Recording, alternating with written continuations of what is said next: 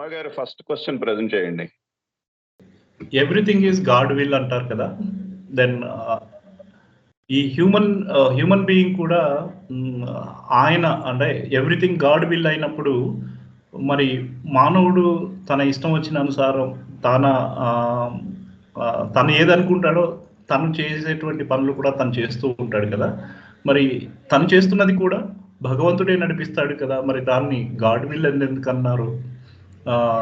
God will ఉంటే ఇప్పుడు మానవుడు చేసేటువంటి ప్రతి పనిలో కూడా ఈ సంస్కారాలు సంథింగ్ ఇవన్నీ కూడా నడిపిస్తున్నాయి అని అంటారు కదా. కానీ ఆ ప్రారంధ కర్మ నడిపిస్తుంది అని అంటారు కదా. మరి భగవంతుడి ఇచ్చే ఉన్నప్పుడు ఇవన్నీ కూడా ఎందుకు ఇలా మనిషికి వేరు వేరు సంస్కారాలు రావడం, లేదా వేరే వేరు ప్రారంధ కర్మలు ఉండడం, ఇలా హ్యూమన్ బీయింగ్ యొక్క విల్లింగ్ లేకపోతే విషెస్ ఏవైతే తనంతట తాను స్వేచ్ఛగా జీవించడానికి ప్రయత్నిస్తూ ఉంటాడు, మరి భగవంతుడి ఇచ్చ ఈ మానవుడి యొక్క ఇచ్చ మీద ఏ విధంగా ప్రభావం చూపుతుంది? జై బాబా సార్. ఓకే అండి, దీని గురించి బాబా ఏం చెప్పారంటే God's will and free will అనే దాంట్లో అంతా భగవద్ ఇచ్చ అయితే కనుక మన ఇచ్చ ఎక్కడుంది, మనం ఇచ్చ ప్రకారంగా మనం జీవిస్తున్నట్టుగా మనకు ఫీలింగ్ ఉంది, అది భగవంతుడి ఇచ్చ ఎలా అవుతుంది అనేది మీ ప్రశ్న, అంతే కదండి? అంతే సార్, అంతే సార్, ఎగ్జాక్ట్. దీనికి బాబా ఇచ్చిన ఎగ్జాంపుల్ ఏంటంటే, ఒక దూడని ఒక రాటకి కట్టేశారు. కట్టేసినప్పుడు ఆ తాడు యొక్క పొడవు 10 మీటర్లు ఉందనుకుందాం. 10 మీటర్లు ఉంటే ఈ 10 మీటర్లు వృత్తంలో అది శుభ్రంగా ఫ్రీగా తిరగచ్చు, ఎక్కడ ఏ గడ్డి కావాలంటే ఆ గడ్డి తింటుంది, ఫుల్గా ఫ్రీడమ్ ఉంది. పోనీ 10 కాకుండా పోనీ 100 మీటర్లు అనుకుందాం, లేదా 1000 మీటర్లు తాడుతో కట్టామనుకుందాం ఇంకా సులువుగా ఉండటం కోసం. అప్పుడు దూడకి ఏంటంటే, నాకు చాలా ఫ్రీడమ్ ఉంది, నేను ఏది చేయాలంటే చేయొచ్చు, నేల మీద గడ్డి తినాలంటే తినచ్చు, లేకపోతే గట్ల మీద ఉన్నటువంటి గడ్డి తినచ్చు, నాకు ఫుల్ ఫ్రీడమ్ ఉంది అని అనుకుంటుంది. కానీ అది ఈ 1000 మీటర్ల తాడుతోటి బంధింపబడి ఉన్నది. ఆ 1000 మీటర్లు దాటి దానికి ఫ్రీడమ్ లేదు. ఈ 1000 మీటర్ల వ్యాసార్థంలోనే దానికి ఫ్రీడమ్ ఉంది. అంచేత అలాగే ఈ 1000 మీటర్ల తాడుతో ఉన్నటువంటి దూడకి నేను ఎక్కడికి పడితే అక్కడ తిరిగేయచ్చు, ఎక్కడ పడితే అక్కడ తినేయచ్చు అనేటువంటి ఫీలింగ్ ఎలా ఉందో, మనము ఈ ప్రారంభ కర్మల ద్వారా చేసుకునేటటువంటి పనులన్నీ కూడా అలాగే ఫీల్ అవుతాం. ఇదంతా మనమే చేసేస్తున్నాం అని అనుకుంటాం మనం. కానీ ఇది భగవంతుని యొక్క ఇచ్ఛలో ఇది ఒక భాగం మాత్రమే. అల్టిమేట్ గా ఇట్ ఈస్ గాడ్స్ విల్.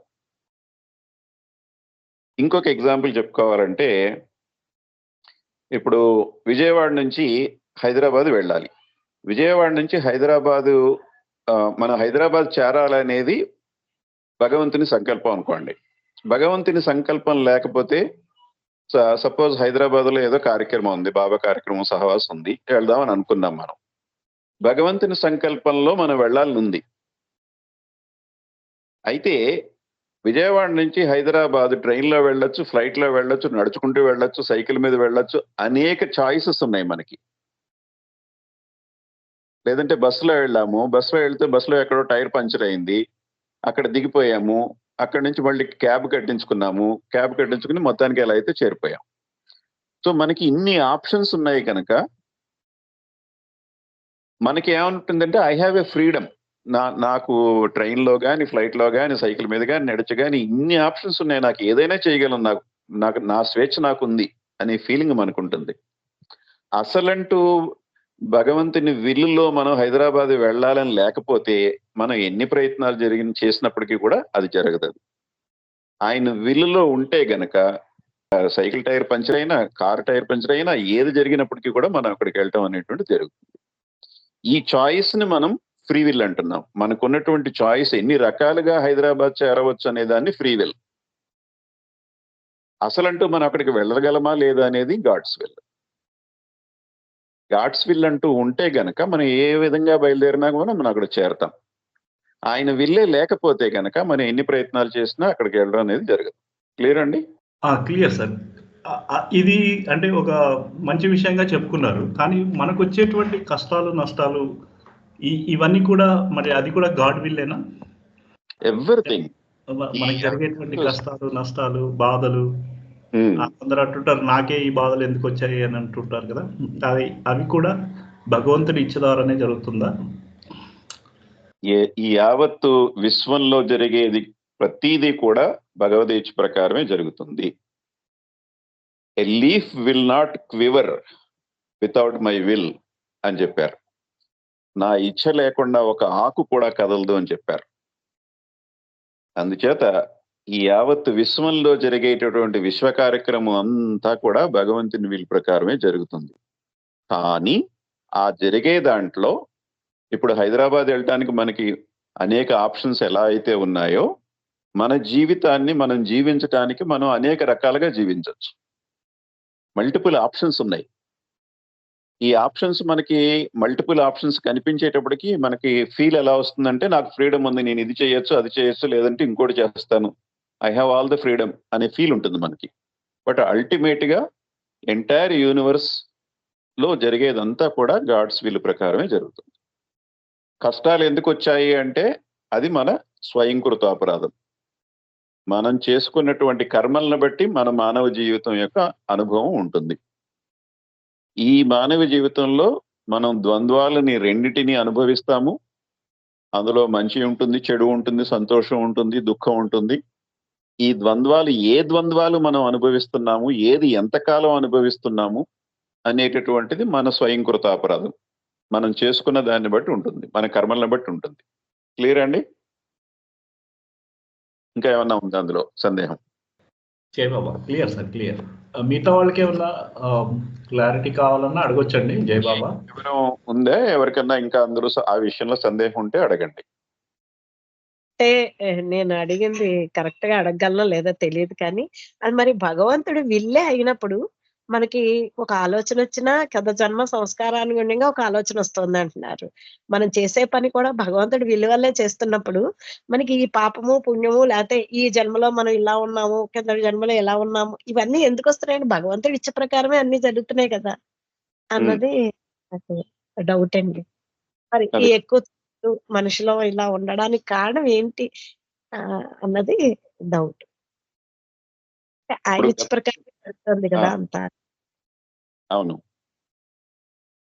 అయితే ఇప్పుడు గత జన్మ సంస్కారాలను బట్టి మనం ఈ జన్మలో పండు తినాలి అని ఉందనుకుందాం. భగవదీచ్ఛలో ఈ జన్మలో వీడు పండు తినాలి అనేది గాడ్స్ విల్లో ఉందనుకుందాం. అయితే అది ఏ పండు తినాలి? ఇప్పుడు సపోజ్ మామిడి పండ, యాపిల్ పండ. మళ్ళీ మామిడి పండు అయితే మామిడి పండులో బోల్డు రకాలు ఉన్నాయి, యాపిల్ పండు అయితే యాపిల్ పండులో బోల్డు రకాలు ఉన్నాయి. ఇన్ని ఆప్షన్స్ మనకి అవైలబుల్ గా ఉన్నాయి. వీటిలో ఏదో ఒకటి తినొచ్చు మనం. అలా తిన్నప్పుడు మన ఫీలింగ్ ఎలా ఉంటుందంటే నాకు అంతా పూర్తి స్వేచ్ఛ ఉంది, నేను మామిడి పండు కావాలంటే మామిడి పండు తినగలను, యాపిల్ కావాలంటే యాపిల్ తినగలను, ఏ రకం కావాలంటే తినగలను అనే ఫీల్ మనకు ఉంటుంది. కానీ అసలంటూ మనం పండు తినాలనేటటువంటిది భగవదీచ్ఛ, గాడ్స్ విల్. అది ఏమండి? క్లియరా? క్లియర్ అండి. అంటే అక్కడ భగవంతుడి ఇచ్చేంటి ఏదో ఒక పండు తినే ఇచ్చి ఉంది అక్కడ భగవంతుడి. కానీ మనం ఏం చేస్తున్నాం? మనకి ఇష్టమైతే అది తింటున్నాం కాబట్టి అక్కడ సంస్కారాలు ఫామ్ అవుతున్నాయి. అవును. క్లారిఫై అయింది. మనకున్నటువంటి పూర్వ సంస్కారాలను బట్టి అది యాపిల్ తింటామా, లేకపోతే మామిడి పండు తింటామా, మళ్ళీ మామిడి పండులో ఏ రకం తింటాం, చెరుకు రసాల, బంగిన పిల్ల, ఇవన్నీ మన సంస్కారాల మీద ఆధారపడి ఉంటుంది. జై బాబాయ్. మనం పొందవలసినటువంటి అనుభవం భగవదీచ్ఛ. ఆ అనుభవం ఎలా ఉండాలనే విషయంలో మనకి ఫ్రీడమ్ ఉంది. దాన్ని ఫ్రీ విల్ అంటారు. ఈ ఫ్రీ విల్ గాడ్స్ విల్ లో ఒక భాగమే. మనకి ఫ్రీ విల్ లా కనిపిస్తుంది, మనకి ఫ్రీడమ్ ఉన్నట్లుగా కనిపిస్తుంది, కానీ అది కూడా గాడ్స్ విల్ లో ఒక భాగమే. గాడ్స్ విల్ లో హైదరాబాద్ వెళ్ళాలి అని ఉంది. అయితే నువ్వు హైదరాబాద్ నువ్వు ట్రైన్లోనే వెళ్ళాలి అని ఏం చెప్పడు ఆయన. నువ్వు హైదరాబాద్ వెళ్ళవలసి ఉంది. అయితే అది ఎలా వెళ్ళాలి అనేది మనకి ఫ్రీ విల్ ఉంది. మన ఫ్రీ విల్ ఉపయోగించుకుని డబ్బులు ఎక్కువ ఉంటే ఫ్లైట్లో వెళ్తాం, లేదంటే ట్రైన్లో వెళ్తాం, లేదంటే నడిచి కూడా వెళ్ళచ్చు. మరి జయబాబు ఈ సంస్కారాలు ఏ రోల్ ప్లే చేస్తున్నారండి ఇక్కడ? ఈ సంస్కారాలు అనేది ఇప్పుడు ఉమ్, వెరీ గుడ్ క్వశ్చన్.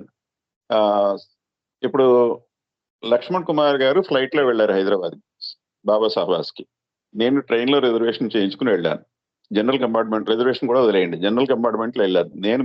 ఈ జన్మలో నేను బీదవాడిగా పుట్టాను. లక్ష్మణ్ కుమార్ గారి దగ్గర దండిగా డబ్బులు ఉన్నాయి. ఆయన ఫ్లైట్ బుక్ చేసుకుని వెళ్ళిపోయారు. నేను జనరల్ కంపార్ట్మెంట్ లో వెళ్ళాను. మేమిద్దరము సహవాస్కి వెళ్ళాలి అనేది గాడ్స్ విల్. అది ఎలా వెళ్ళాలి అంటే, ఈ జన్మలో ఆయన ధనికుడిగా పుట్టాడు, ఈ జన్మలో నేను బీదవాడిగా పుట్టాను. ఎందుకని? నా సంస్కారాలను బట్టి. నా సంస్కారాలను బట్టి నేను బీదవాడిగా పుట్టాను కనుక నేను జనరల్ కంపార్ట్మెంట్ లో వెళ్తాను. ఆయన యొక్క పూర్వజన్మ సంస్కారాల వల్ల లక్ష్మణ్ కుమార్ ధనికుడిగా పుట్టాడు కనుక ఆయన చక్కగా ఫ్లైట్ బుక్ చేసుకుని ఫ్లైట్ వెళ్ళిపోతారు. ఇది సంస్కారాల యొక్క పాత్ర.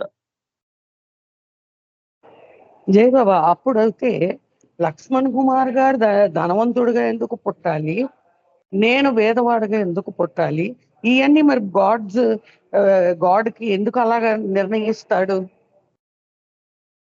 ఇది ఈ నా యావత్ సంస్కారాలు అలా ఎందుకు ఉండాలి, ఆయన సంస్కారాలు అలా ఎందుకు ఉండాలి? If it is God's will అంటే నా ఉద్దేశం. సో గాడ్స్ విల్ ఎలా ఉంది అంటే, బేసికల్ గా ఉమ్, మన యొక్క నిజతత్వం మనకి తెలియటానికి కొన్ని ద్వంద్వ అనుభవాలు పొందవలసి ఉంది. అది గాడ్స్ విల్. కొన్ని కోట్ల మిలియన్ల ద్వంద్వ అనుభవాలు పొందవలసి ఉంది.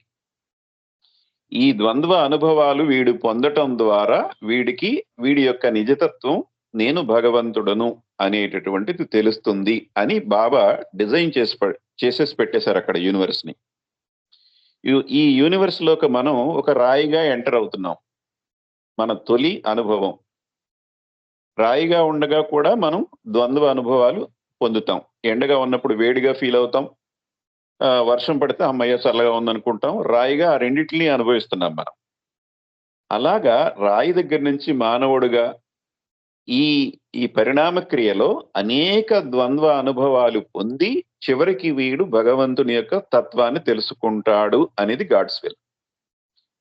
అయితే ఇప్పుడు మీరు అడిగిన దానికి ఏంటంటే, ఒకళ్ళు ధనికుడిగానే ఇంకొకళ్ళు బీదవాడుగా ఎందుకు పుట్టాలి అంటే, ఈ జన్మలో ధనికుడిగా పుట్టిన వ్యక్తి వచ్చే జన్మలో కూడా ధనికుడిగా పుడతాడని గ్యారంటీ ఏమీ లేదు. ధనికుడు బీదవాడు పాత్ర పోషించాలి, బీదవాడు ధనికుడు పాత్ర పోషించాలి. ఇది తర్వాత జన్మలో జరగచ్చు, ఇదే జన్మలో కూడా జరగచ్చు. నాకు ఏ లాటరీ టికెట్ తగిలింది అనుకోండి, ఇమ్మీడియట్ గా నేను కూడా ఫ్లైట్ బుక్ చేసుకుని వెళ్తాను హైదరాబాద్. అప్పుడు దాకా బీదవాడిని, లాటరీ టికెట్ తగిలే వరకు బీదవాడిని నేను. లాటరీ టికెట్ తగిలింది, హాయిగా ఫ్లైట్లో వెళ్ళిపోతాను. లేదంటే ఈ జీవితం అంతా నేను బీదవాడిగానే గడిపితే గనక ధనికుడి పాత్ర కూడా తదుపరి జన్మల్లో నేను పోషించడం అనేది జరుగుతుంది.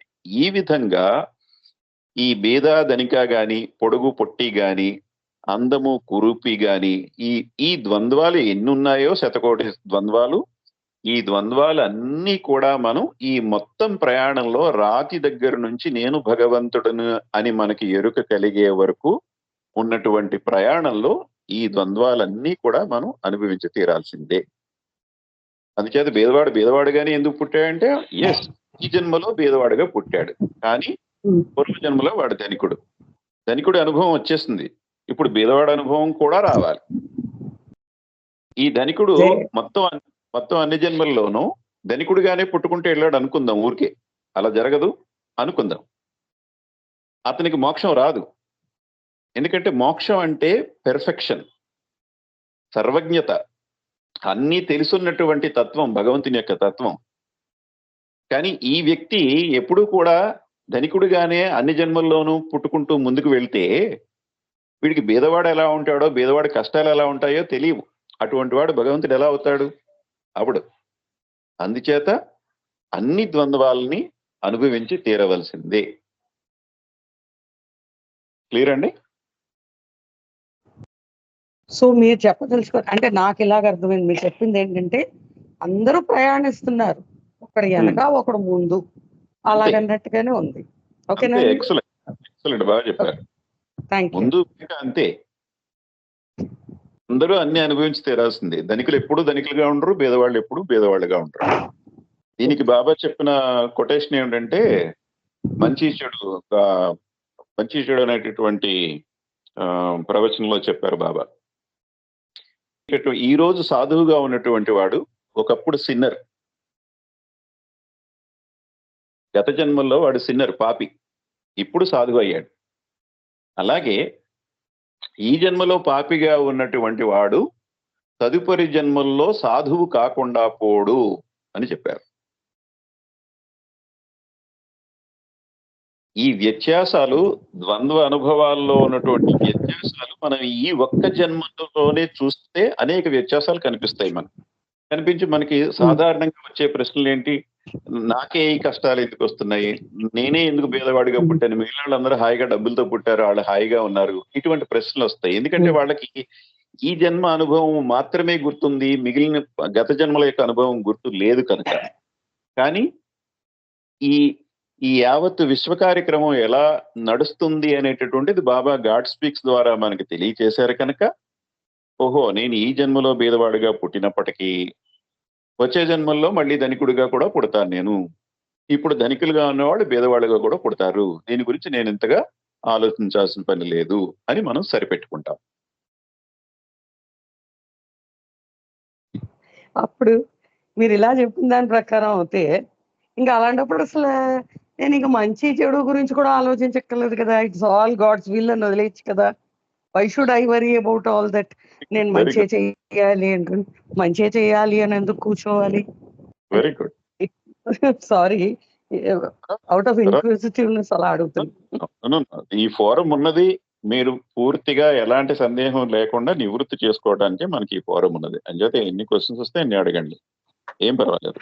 సో ఇప్పుడు మీరు అడిగిన దానికి ఏంటంటే, ఇప్పుడు మంచో చెడో ఏదో ఒకటి మనం ఎలాగూ అన్ని అనుభవించాల్సి ఉంది గనక పనిగట్టుకుని మంచి ఎందుకు చెయ్యాలి అంటే, మానవ జన్మ రావటానికి ముందు కోటాను కోట్ల జన్మలు ఎత్తున్నాం మనం పరిణామ దశలో. ఈ పరిణామ దశలో ఎత్తిన జన్మల్లో తెలియక మనం చేసినటువంటి పనులన్నీ కూడా తక్కువ స్థాయి పనులు చేశాం మనం. ఉదాహరణకి జంతు జన్మలు ఎత్తినప్పుడు జంతువుల్లో ఉన్నటువంటి ప్రధానమైనటువంటి లక్షణాలు ఏమిటి అంటే యాంగర్, గ్రీడ్ అండ్ లస్ట్. జంతువులకి పశుకామము, క్రోధము, అత్యాశ అనేటటువంటిది జంతువులకి ఎలాంటి జంతువుకైనా సాధారణంగా ఉండేటువంటి ప్రధానమైన లక్షణాలు. అలా అని ఈ 3 లక్షణాలు ప్రతిదానికి ఉన్నాయా అంటే కాదు. మొత్తం మీద జంతు రాశి అంతా తీసుకుంటే అందులో మిక్కుటంగా ఉన్నటువంటి ఇది. అదే మానవ జన్మ ఎత్తిన తర్వాత ఒక పని చేసే ముందు అది చెయ్యాలా వద్దా అని కానీ, లేదంటే దాన్ని ఇలా చేద్దామా అలా చేద్దామా అనేటటువంటి విచక్షణ మానవులకు ఉంది. తెలియక మనం ఇప్పటికే ఎన్నో తక్కువ స్థాయి పనులు చేసేసాం. పశువులుగా జీవించినప్పుడు పశు ప్రవృత్తితోటి అనేక చెడు సంస్కారాలను మనం పోగేసుకున్నాం ఇప్పటికే. అవి కౌంటర్ అవ్వాలంటే వాటికి కౌంటర్ గా మనం మంచి సంస్కారాలను పెంపొందించుకోవాల్సినటువంటి అవసరం ఉంది. అందుచేత ఉద్దేశపూర్వకంగా మనం మంచే చెయ్యాలి కానీ ఉద్దేశపూర్వకంగా మనం చెడు చేయకూడదు. ఇప్పటికే మనం చెడు సంస్కారాలు మనకు తెలియక పశు దశలో కానీ ఇంకా ముందు దశల్లో కానీ మనం తెలియక అజ్ఞానంతో చెడు సంస్కారాలను అనేకం మనం పోగు చేసుకున్నాం. ఇప్పుడు మంచి సంస్కారాలు పోగు చేసుకుంటే ఇవి అవి క్యాన్సిల్ అయ్యి మనకు మోక్షం వస్తుంది. దానికోసం మనం ప్రయత్నపూర్వకంగా మంచి చేయాలి. సార్, మీరు ఇందాక నుంచి వర్డ్ మోక్షం మోక్షం అని వాడుతున్నారు. మోక్షానికి మరి భగవత్ అనుభవానికి డిఫరెన్స్ ఉంది కదా, అంటే అవుట్ ఆఫ్ ద కాంటెక్స్ట్. పర్వాలేదు. అంటే మీరు ఇందాక నుంచి మోక్షం మోక్షం అని వర్డ్ వాడుతున్నారని అనిపించింది. భగవత్ అనుభవం మోక్షం అంటే ఏమీ లేదు, ఇంగ్లీష్ లో చెప్పుకుంటే ఫ్రీడమ్. దేని నుంచి ఫ్రీడము? ఈ ద్వంద్వ జగత్తు నుంచి ఫ్రీడమ్, ద్వంద్వ Okay. అనుభవాల నుంచి ఫ్రీడమ్. ఆ ఫ్రీడమ్ ఎప్పుడు వస్తుంది మనకి? ఈ ద్వంద్వ మనసు నాశనం అయిపోతుంది, మొత్తం మనసు నాశనం ద్వంద్వ అయిపోతుంది. జగత్తులో మన ప్రయాణం పూర్తయినప్పుడు వస్తుంది. ద్వంద్వ జగత్తులో ఉన్నంత కాలం మనకి ఫ్రీడమ్ లేదు. కోరికలు మనకి ఉన్నంత కాలం మనకి ఫ్రీడమ్ లేదు. We are slaves of our desires. Okay మనకి సంస్కారం జై ఉన్నంత బాబా వరకు సార్. ఫ్రీడమ్ లేదు. ఓకే, నేను టైం అంతా తినేసాను. జై బాబా సార్. పర్వాలేదు, మన కోసమే కదా ఈ ఫోరం పెట్టుకున్నది, ఏం పర్వాలేదు. అంటే మిగతా సంస్కారం- వాళ్ళందరూ ఆ, సారీ అండి, మిగతా అందరూ రెడీగా ఉన్నారు, అందుకని అలాగే. పర్వాలేదు, ఏం పర్వాలేదు. Continue. ఒక మాట విషయం గురించి ఒక కామెంట్ చేసి కంక్లూడ్ చేసేస్తాను. సంస్కారములు ఉన్నంత వరకు కూడా మనకి ఫ్రీడమ్ ఉన్నట్టు లేదు. ఆ సంస్కారాల వలలో మన యొక్క మానవ చైతన్యం చిక్కుకునుంది. సంస్కారాలు కంప్లీట్ గా జీరో అయినప్పుడు ఈ మానవ చైతన్యం ఈ మోక్షాన్ని పొంది అప్పుడు ఆత్మతోటి అసోసియేట్ అయ్యి నేను ఆత్మని, నేను భగవంతుడిని అనే అనుభవం పొందుతుంది. దాన్నే మోక్షం అంటున్నాం. గాడ్ రియలైజేషను మోక్షం. ఈయన్నే ఇంకొక మాటతో కూడా బాబా చెప్పడం జరిగింది. స్పిరిచువల్ ఫ్రీడమ్ అన్నారు దాన్ని. ఫ్రీడమ్ అంటే ఇప్పుడు ఇండియాకి మనకి 1947లోనే ఫ్రీడమ్ వచ్చింది. దేశానికి ఫ్రీడమ్ వచ్చింది కానీ మన మనసుకు ఫ్రీడమ్ రాలేదు. దీన్ని స్పిరిచువల్ ఫ్రీడమ్ అన్నారు బాబా. అందుకని సప్తవర్ణ పతాకం ఆవిష్కరించినప్పుడు పాడేటప్పుడు ఆధ్యాత్మిక స్వాతంత్ర్యం అందరూ పొందాలని ఎగురుతోంది మెహరు పతాకం అని చెప్పి ఆ పాటలో రాయటం జరిగింది. ఆ పతాకం యొక్క ఇండికేషన్ కూడా మనం కోరికలు ఉన్న దశ నుంచి కంప్లీట్ నిష్కామ దశకి వెళ్ళి భగవంతుని దశకి చేరటం అనేటటువంటిది ఆ పతాకం యొక్క ఇండికేషన్. అందుకే ఆ పాటలో ఆ ఫ్రేజ్ కూడా భాస్కరాజ్ గారు రాయటం జరిగింది. Okay, next question. మీరు ఓకేనండి? మీ క్వశ్చన్ క్లియర్ అయిందా?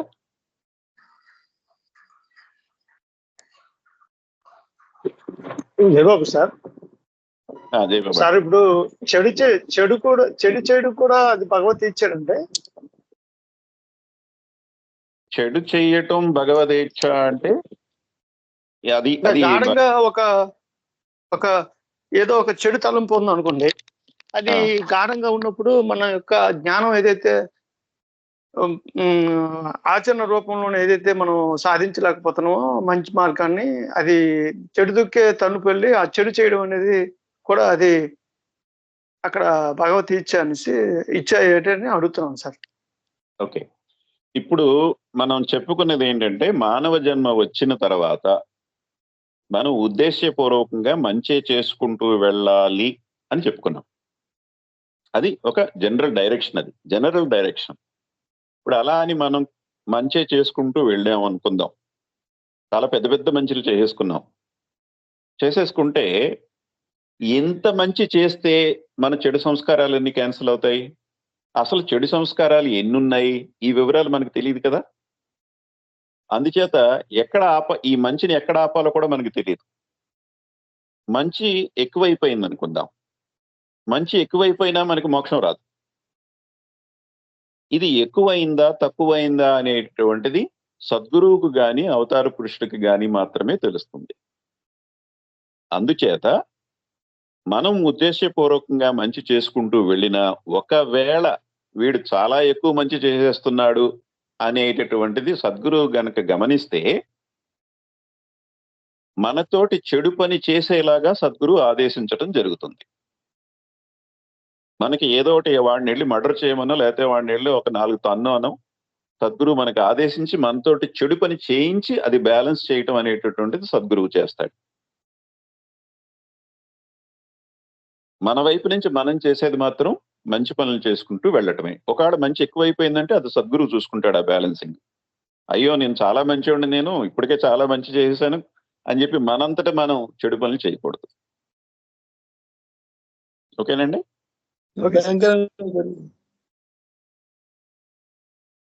స్పష్టంగా వినిపించలేదు మీరు అన్నది. భయంకరంగా ఉంది.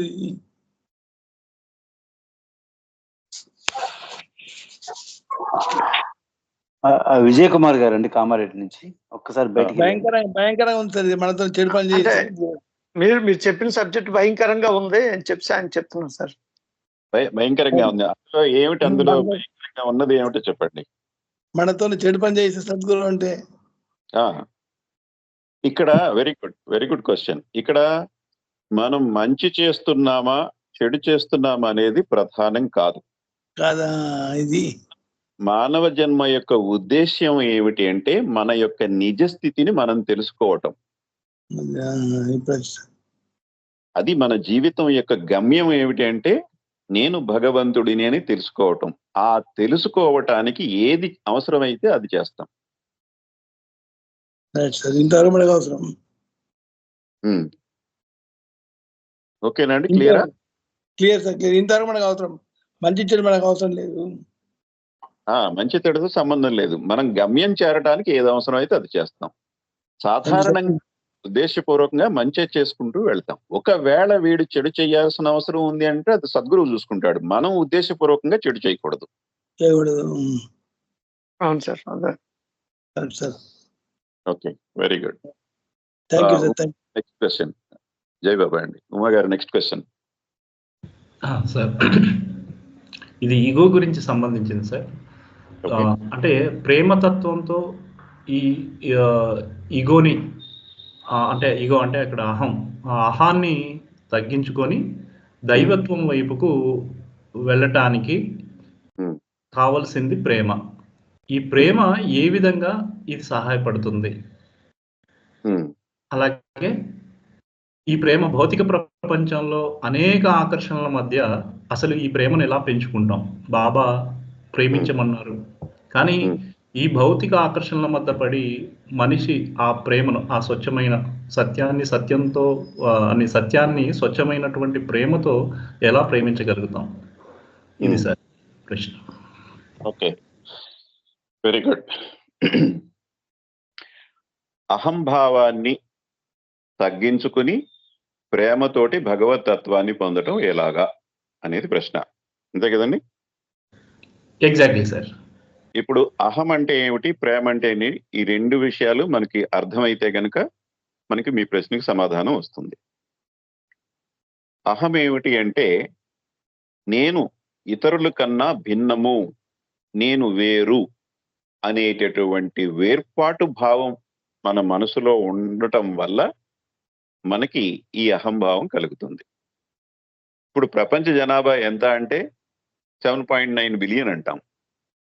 7.9 బిలియన్లో నేను తప్ప మిగిలిన వాళ్ళందరూ అదర్స్ అంటాం. మహా అయితే మన ఇంట్లో వాళ్ళు మాత్రం మన ఫ్యామిలీ అంటాం, మిగిలిన వాళ్ళందరినీ అదర్స్ అంటాం.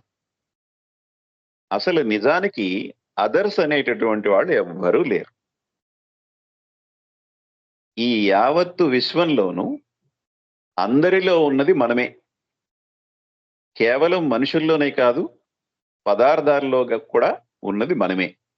కానీ అది మనకి అనుభవపూర్వకంగా తెలియదు. మన అనుభవం ఏమిటి అంటే ఈ సంస్కారాల చిక్కులో మనం ఉండటం వల్ల యావత్తు విశ్వమంతా ఈ రోజున మనం వ్యాపించి ఉన్నప్పటికీ కూడా నేను ఈ 70 కేజీల శరీరానికి మాత్రమే పరిమితము అనేటటువంటి పరిమిత తత్వానికి మనం లోనవుతున్నాం. ఇది సంస్కారాలు చేసేటటువంటి పని. ఈ సంస్కారాలే గనక ఈ రోజుని ఒక రబ్బర్ తోటి పెన్సిల్తో రాసింది ఎలా చెరిపేస్తామో అలాగా మనకున్న సంస్కారాలన్నీ ఈ రోజుని అలా చెరిపేసాము అనుకుందాం. అది సాధ్యం కాదు, కానీ అనుకుందాం. అలా అనుకుంటే గనక నెక్స్ట్ మినిట్లో మనకు కలిగేటటువంటి అనుభూతి ఏమిటి అంటే లక్ష్మణ్ కుమార్ గారిలో ఉన్నది నేను, ఉమా గారిలో ఉన్నది నేను, అందరిలో ఉన్నది నేనే. నేను ఇన్ని శరీరాల ద్వారా వ్యక్తం అవుతున్నాను అనేటటువంటి అనుభవం కలుగుతుంది. ఆ అనుభవం భగవతత్వం. భగవంతుడు మెహర్ బాబాగా శరీరం తీసుకుని వచ్చినప్పుడు మెహర్ బాబా యొక్క అనుభవం ఏమిటి అంటే ఆయన నేను ఈ శరీరానికి మాత్రమే పరిమితం అనేటటువంటిది అనుకోడు. ఆయన మొత్తం యావత్తు సృష్టిలో ఉన్నదంతా నేనే, ప్రతి వస్తువు నేనే, ప్రతి మనిషి నేనే, ప్రతి చెట్టు నేనే, ప్రతి చేమ నేనే అని తనని తాను యావత్తు విశ్వంలోనూ చూసుకోగలడు ఆయన. అది భగవంతుని యొక్క అనుభవం అది. కానీ ఈ సంస్కారాల కారణంగా మనం కేవలం ఈ 70 కేజీల శరీరానికి మాత్రమే పరిమితం చేసుకుని పరిమిత భావానికి లోనవుతున్నాం. ఈ పరిమిత భావాన్ని అహం అంటున్నాం. ఇంకా ప్రేమ యొక్క తత్వం ఏమిటి? నేను ఎదుటి వాళ్ళు వేరు వేరు కాదు, ఒకటే అనేటటువంటి భావన ప్రేమ. నేను వేరు తాను వేరు అనేటటువంటిది అహంకారం అయితే, నేను తాను కూడా ఒకటే, నేను ఈ 2 శరీరాల ద్వారా 2 రకాలుగా వ్యక్తం అవుతున్నాను అనేటటువంటి ఫీలింగ్ మనకు కలిగినప్పుడు దాన్ని ప్రేమ అంటాం. దానికి ఒక ఉదాహరణ చెప్పుకోవాలంటే తల్లి బిడ్డ. ఏ ఉదాహరణ చెప్పుకోవచ్చు, అన్నదమ్ములు కూడా చెప్పుకోవచ్చు. కానీ మానవ సంబంధాల్లో ఉన్నటువంటి అన్ని ప్రేమల్లోనూ పవిత్రమైనటువంటిది, శుద్ధమైనటువంటిది తల్లి ప్రేమ, బిడ్డల మీద తల్లికున్నటువంటి ప్రేమ. అందుకని దాన్ని ఎగ్జాంపుల్ గా చెప్పుకుందాం.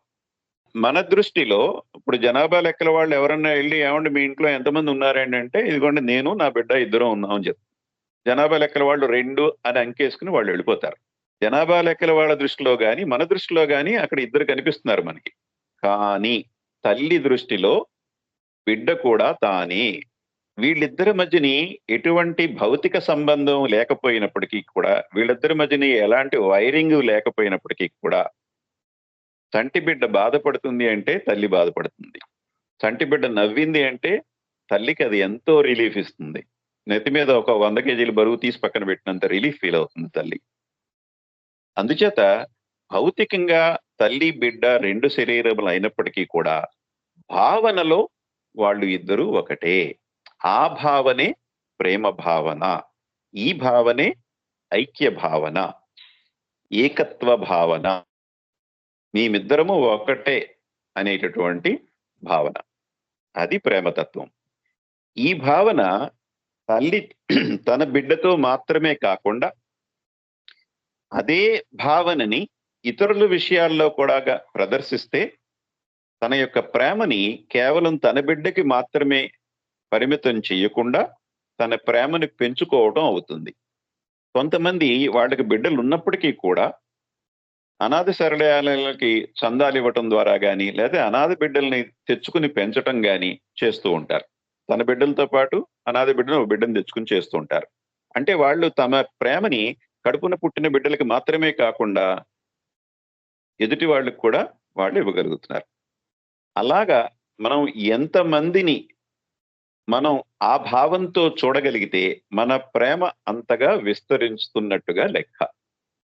ఈ విస్తరణ అనేటటువంటిది కేవలం మన కుటుంబీకులకు, మన స్నేహితులకు మాత్రమే పరిమితం కాకుండా, మన కుటుంబీకులని చూసినప్పుడు వాళ్ళని మనం ప్రేమ భావంతో చూసినప్పుడు మనం ఎలా ఫీల్ అవుతున్నామో అదే విధంగా ఎదుటి వారిని చూసినప్పుడు కూడా మనకు ఆ ఫీల్ వస్తే మనం ఎదుటి వారిని ప్రేమిస్తున్నట్టు లెక్క. హౌ టు లవ్ గాడ్ లో మొదటి పాయింట్ ఇది. మనం మన ఇంట్లో వాళ్ళని ప్రేమించినట్టే ఎదుటి వాళ్ళని కూడా ప్రేమిస్తే భగవంతుణ్ణి ప్రేమిస్తున్నట్టే లెక్క అని చెప్పారు. అలాగా మనకున్నటువంటి పరిధి దాటి, ఇప్పుడు ప్రేమించడం అంటే మన పిల్లలకి స్కూల్ ఫీజులు కడతాము, వాళ్ళకి 3 పూట్ల తిండి పెడతాము, అనేక ఖర్చులు మనం భరిస్తాం. మరి ప్రేమించడం అంటే మిగిలిన వాళ్ళందరికీ కూడా స్కూల్ ఫీజులు కట్టాలండి అనే ప్రశ్న రావచ్చు. ప్రేమించడం అంటే డబ్బులు ఇవ్వటం కాదు, ఇది భావన మాత్రమే. డబ్బులు ఇవ్వటం, చదివించటం, పోషించటం అనేటటువంటిది అది డబ్బుల విషయం. అది మనకి ఎన్ని డబ్బులు ఉన్నాయో దాన్ని బట్టి మనం కొంతమందినే పోషించగలం. ఒక్కొక్కసారి మన బిడ్డలను మనం పోషించుకునే డబ్బులు కూడా మన దగ్గర ఉండవు. అందుచేత అది వేరది. ఇది భావన మాత్రం. భావనలో ఒక వ్యక్తిని, మనకి పరిచయం లేని వ్యక్తిని చూసినప్పుడు, పరిచయం లేని ఒక పిల్లాడు రోడ్డు మీద చిరిగిపోయిన బట్టలతోటి ఎండలో చెప్పులు లేకుండా ఇబ్బంది పడుతున్నప్పుడు, అదే పరిస్థితిలో మన బిడ్డ ఉంటే మనకి ఎలాంటి ఫీలింగ్ కలుగుతుందో అదే ఫీలింగ్ గనక మనకు కలిగితే మనం ఆ బిడ్డను ప్రేమిస్తున్నట్టే. ఆ పిల్లాడికి ఏమి ఇచ్చినా ఇవ్వకపోయినా సరే, బట్టలు చేయక్కర్లేదు, డబ్బులు చేయక్కర్లేదు, ఆ ఫీల్ మనం ఫీల్ అవుతున్నామా లేదా? ఆ ఫీల్ మనకు కలిగిందంటే, అయ్యో పాపం పిల్లాడు చెప్పులు లేకుండా ఎండలో ఉన్నాడు, ఒంటి మీద బట్టలు కూడా లేవు అనే ఫీల్ వస్తే చాలు. అది ప్రేమ భావం. ఈ ప్రేమ భావం మనకి ఎవరిని చూసినా గానీ కలుగుతుంది అనుకుందాం. ఎవరిని చూసినా మనకి ఫీల్ కలుగుతుందంటే మనం అందరినీ ప్రేమిస్తున్నాం. మనం అందరినీ ప్రేమించగలిగే స్థితికి వెళ్ళాము అంటే మనకి భగవంతుని అనుభవం వచ్చేసినట్టే లెక్క. అదే అనుభవం బాబాది కూడా. మనం మన ఇంట్లో వాళ్ళనే ప్రేమిస్తాము, కానీ అవతార పురుషుడు సద్గురువు యావత్తు సృష్టిని ప్రేమిస్తారు వాళ్ళు. అందుచేత మనలో ప్రేమ పెంచుకోవాలి అంటే మన పరిధి దాటి ప్రవర్తించాలి. మన దగ్గర రిసోర్సెస్ ఉంటే ఎదుటి వాళ్ళకి సాయం చేస్తాం, లేకపోతే సాయం చేయలేం. డబ్బులు ఇవ్వటం ఒకటే ప్రేమ కాదు. ఆ మనం ఫీల్ అవుతున్నామా లేదా? దీనికి వ్యతిరేకమైనటువంటి భావన ఏమిటంటే అహంకారం. ఈ అహంకారం ఎంత ప్రమాదకరమైందంటే కేవలం నేను ఈ శరీరానికి మాత్రమే పరిమితం అనుకోవటం కాకుండా, నేను ఈ కులానికి మాత్రమే పరిమితం, నేను ఈ మతానికి మాత్రమే పరిమితం అని చెప్పి ఒక మతం వాళ్ళు ఇతర మతాలతోటి పోట్లాడుకోవటం, ఒక కులం వాళ్ళు ఇంకొక కులంతో పోట్లాడుకోవటం, అవసరమైతే తలలు కూడా నరికేసుకోవటం, ఇంత తీవ్రమైన పరిణామాలకి దారి తీసేటటువంటిది అహంకార భావన. అదే ప్రేమ భావన కలిగినప్పుడు అలా తలలు నరుక్కోవడం అనేది జరగదు. అవతల వాడు ఏ కులమైనా, ఏ మతమైనా, ఏ దేశమైనప్పటికీ కూడా మనం ఇంట్లో వాళ్ళని చూసినట్టే వాళ్ళని కూడా చూస్తాం. ఇది ప్రేమ భావన. ప్రేమ పెరగాలి అంటే ఏం చేయాలంటే, ఒకటి first how to love God లో బాబా కొన్ని పాయింట్స్ చెప్పారు. అలా అని కేవలం అవే కాదు, అవి కొన్ని పాయింట్స్ చెప్పారు అందులో హౌ టు లవ్ గాడ్ లో. ఇంకొకటి ఏంటంటే, ఇప్పుడు మనం చెప్పుకున్నట్లుగా మన ప్రేమ పరిధిని పెంచుకుని ఎదుటి వాళ్లలో మనల్ని చూడగలగటం అనేటటువంటి ఫీల్ని డెవలప్ చేసుకోవాలి. ఆ శరీరంలో ఆ వ్యక్తి నాకన్నా భిన్నంగా కనిపిస్తున్నప్పటికీ కూడా తను కూడా నాలాంటి వ్యక్తే. అయితే ఈ జన్మలో తను నాకన్నా కాస్త పొడవుగా ఉంటే ఉండొచ్చు, కాస్త ఎర్రగా ఉంటే ఉండొచ్చు, కానీ అతను కూడా నాలాంటి మనిషే. కేవలం మాలో ఉన్నటువంటి తేడాలు ఏమిటంటే శరీరం మాత్రమే. భౌతిక శరీరంలో మార్పు ఉందే గాని అంతర్లీనంగా అసలైన పదార్థం, ఆత్మ అనేటటువంటి అసలైన పదార్థం ఇద్దరిలో ఉన్నది ఒకటే, అందులో తేడా లేదు అనేటటువంటి ఫీల్ మనకి కలిగితే గనక మనం ఎదుటి వాళ్ళని ప్రేమిస్తున్నట్టు అవుతుంది. ఇప్పుడు ప్రేమించటం, ప్రేమని పెంచుకోవటం ఎలా అనే దాంట్లో నేనిచ్చే ఎగ్జాంపుల్ ఏమిటి అంటే, ఒక గ్లాసులో నీళ్లున్నాయి, నిండా నీళ్లున్నాయి. దాన్ని పాలతో నింపాలంటే ఏం చేస్తాం మనం? 2 పనులు చేస్తాం. మొదటి పని ఏమిటంటే గ్లాసులో ఉన్న నీళ్లను వంపేయటం, దాన్ని రెండవ పని ఏమిటంటే పాలతోటి నింపటం.